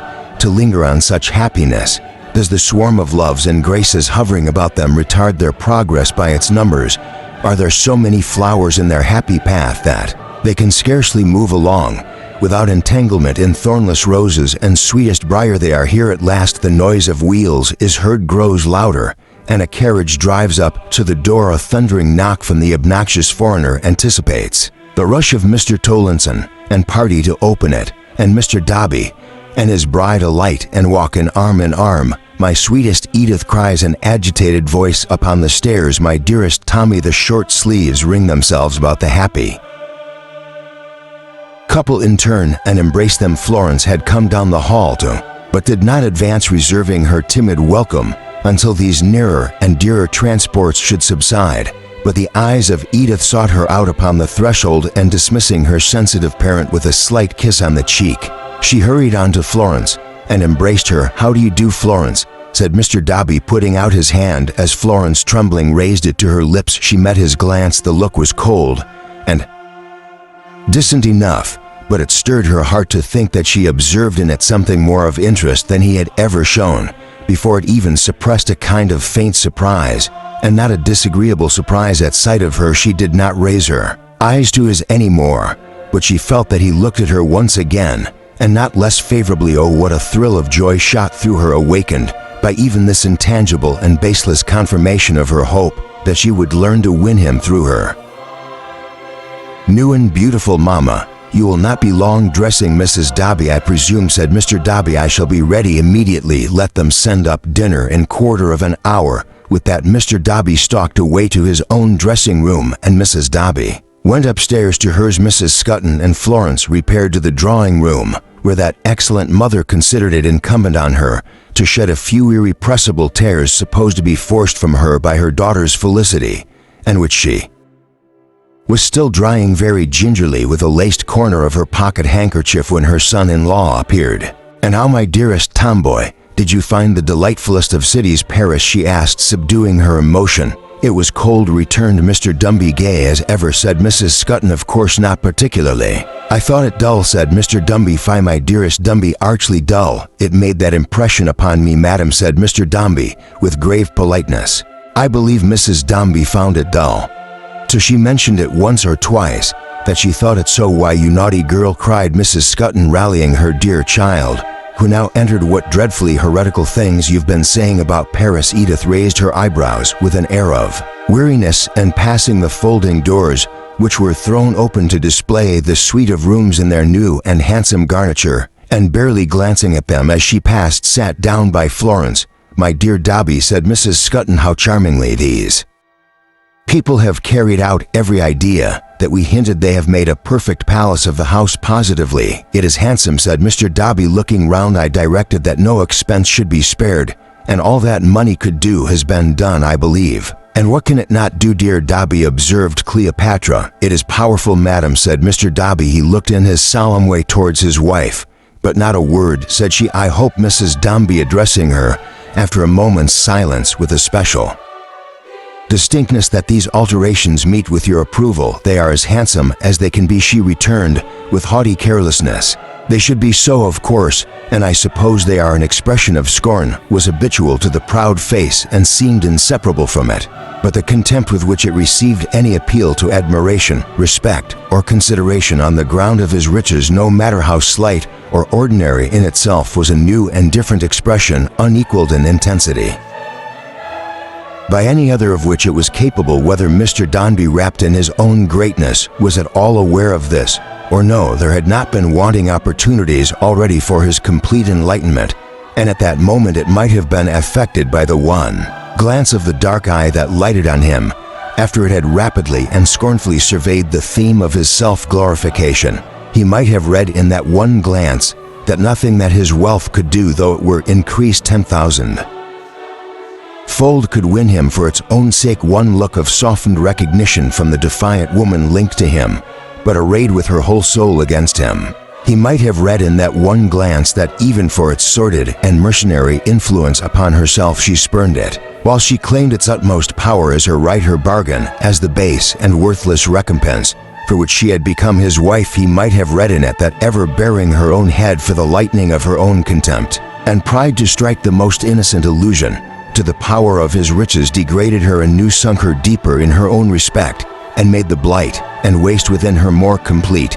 But dinner was announced, and Mr. Dombey led down Cleopatra, Edith and his daughter following, sweeping past the gold and silver demonstration on the sideboard as if it were heaped up dirt, and deigning to bestow no look upon the elegancies around her, she took her place at his board for the first time and sat like a statue at the feast. Mr. Dombey, being a good deal in the statue way himself, was well enough pleased to see his handsome wife immovable and proud and cold, her deportment being always elegant and graceful. This, as a general behavior, was agreeable and congenial to him. Presiding, therefore, with his accustomed dignity, and not at all reflecting on his wife by any warmth or hilarity of his own, he performed his share of the honors of the table with a cool satisfaction, and the installation dinner, though not regarded downstairs as a great success or very promising beginning, passed off above in a sufficiently polite, genteel, and frosty manner soon after tea. Mrs. Scutton, who affected to be quite overcome and worn out by her emotions of happiness arising in the contemplation of her dear child united to the man of her heart, but who there is reason to suppose found this family party somewhat dull as she yawned for 1 hour continually behind her fan, retired to bed. Edith also silently withdrew and came back no more. Thus it happened that Florence, who had been upstairs to have some conversation with Diogenes, returning to the drawing room with her little work basket, found no one there but her father, who was walking to and fro in dreary magnificence. "I beg your pardon, shall I go away, Papa?" said Florence, faintly hesitating at the door. "No," returned Mr. Dobby, looking round over his shoulder.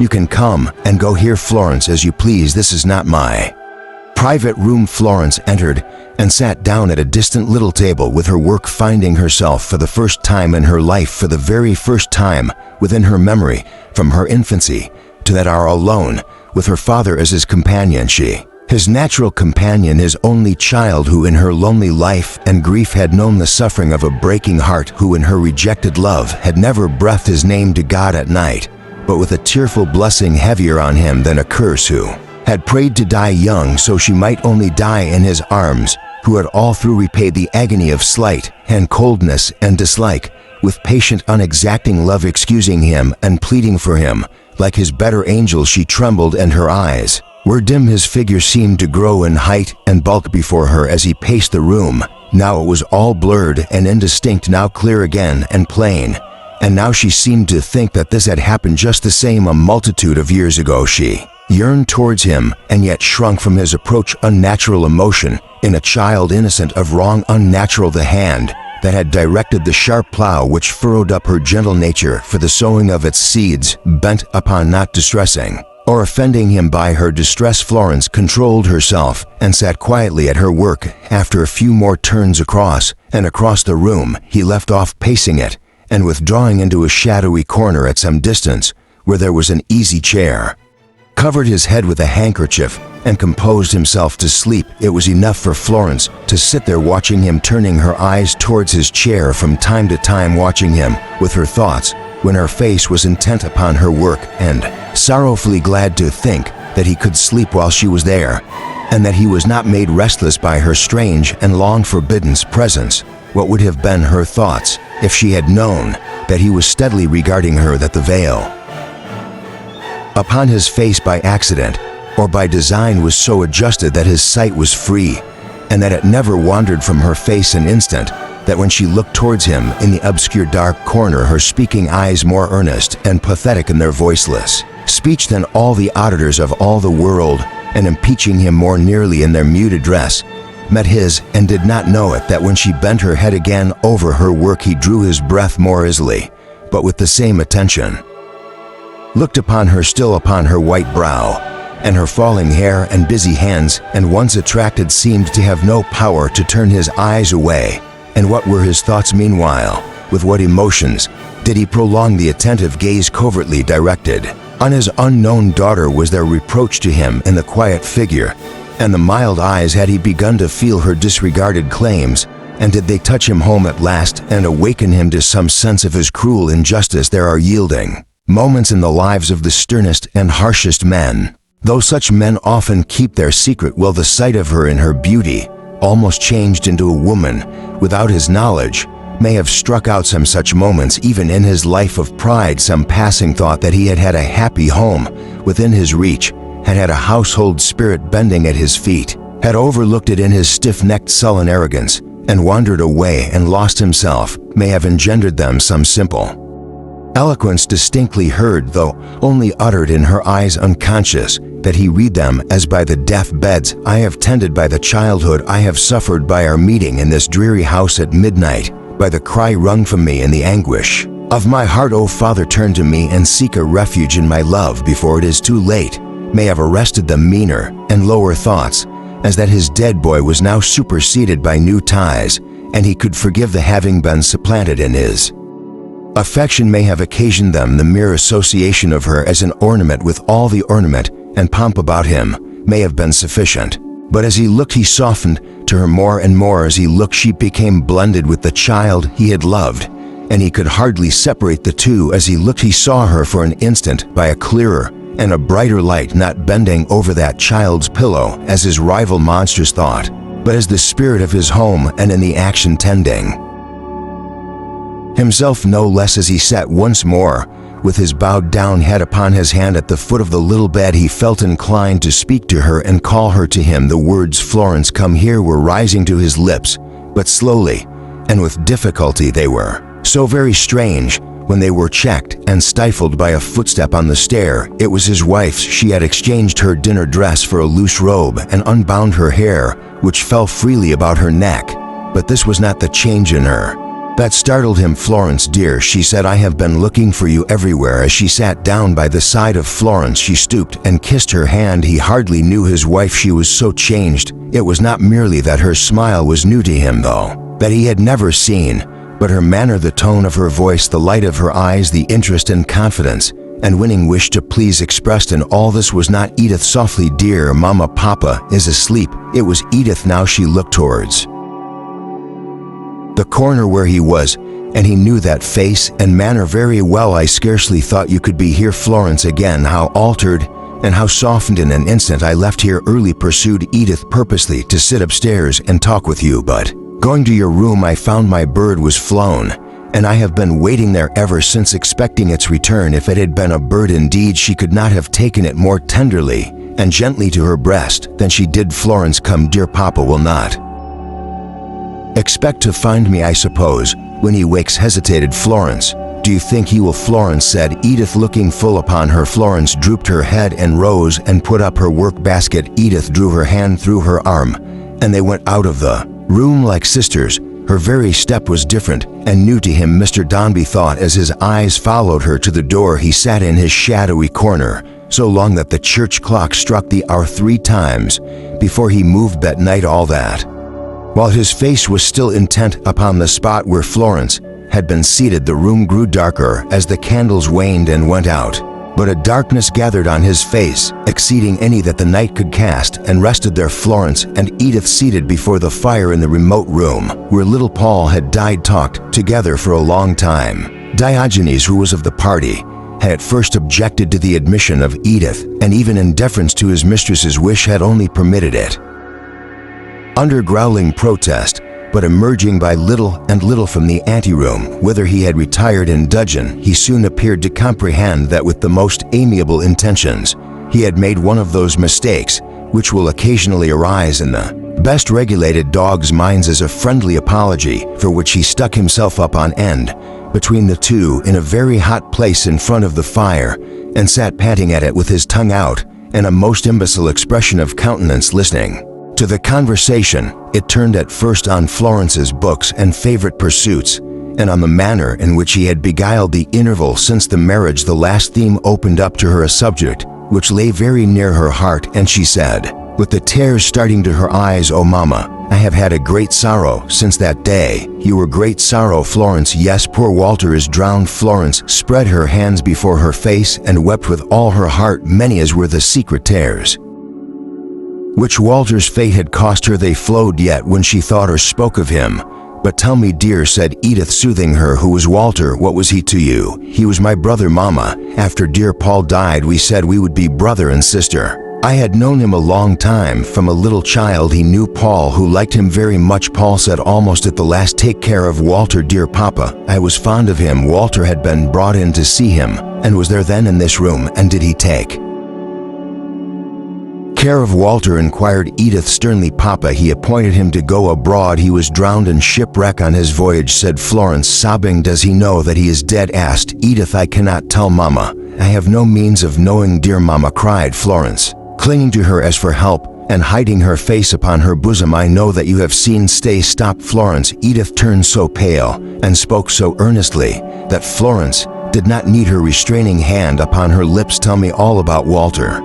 First let me understand this history all through." Florence related it, and everything belonging to it, even down to the friendship of Mr. Toots, of whom she could hardly speak in her distress without a tearful smile, although she was deeply grateful to him when she had concluded her account, to the whole of which Edith, holding a hand, listened with close attention, and when a silence had succeeded. Edith said, "What is it that you know I have seen, Florence, that I am not?" said Florence with the same mute appeal and the same quick concealment of her face as before. "That I am not a favorite child, Mama. I never have been. I have never known how to be. I have missed the way and had no one to show it to me. Oh, let me learn from you how to become dearer to Papa. Teach me, you who can so well." And clinging closer to her with some broken fervent words of gratitude and endearment, Florence, relieved of her sad secret, wept long, but not as painfully as of yore, within the encircling arms of her new mother, pale even to her lips, and with a face that strove for composure until its proud beauty was as fixed as death. Edith looked down upon the weeping girl and once kissed her, then gradually disengaging herself and putting Florence away, she said, stately and quiet as a marble image, and in a voice that deepened as she spoke, but had no other token of emotion in it, "Florence, you do not know me. Heaven forbid that you should learn from me." "Not learn from you," repeated Florence in surprise. "That I should teach you how to love or be loved? Heaven forbid," said Edith. "If you could teach me, that were better. But it is too late. You are dear to me, Florence. I did not think that anything could ever be so dear to me as you are." In this little time she saw that Florence would have spoken here, so checked her with her hand and went on, "I will be your true friend always. I will cherish you as much, if not as well, as anyone in this world could. You may trust in me. I know it, and say it, dear, with the whole confidence even of your pure heart. There are hosts of women whom he might have married better and truer in all other respects than I am, Florence. But there is not one who could come here, his wife, whose heart could beat with greater truth to you than mine. As I know it, dear Mama," cried Florence, "from that first most happy day. I have known it, most happy day." Edith seemed to repeat the words involuntarily and went on, "Though the merit is not mine, for I thought little of you until I saw you. Let the undeserved reward be mine in your trust and love, and in this, Florence, on the first night of my taking up my abode here, I am led on, as it is best I should be to say it for the first and last time." Florence, without knowing why, felt almost afraid to hear her proceed, but kept her eyes riveted on the beautiful face so fixed upon her own. "Never seek to find in me," said Edith, laying her hand upon her breast, "what is not here.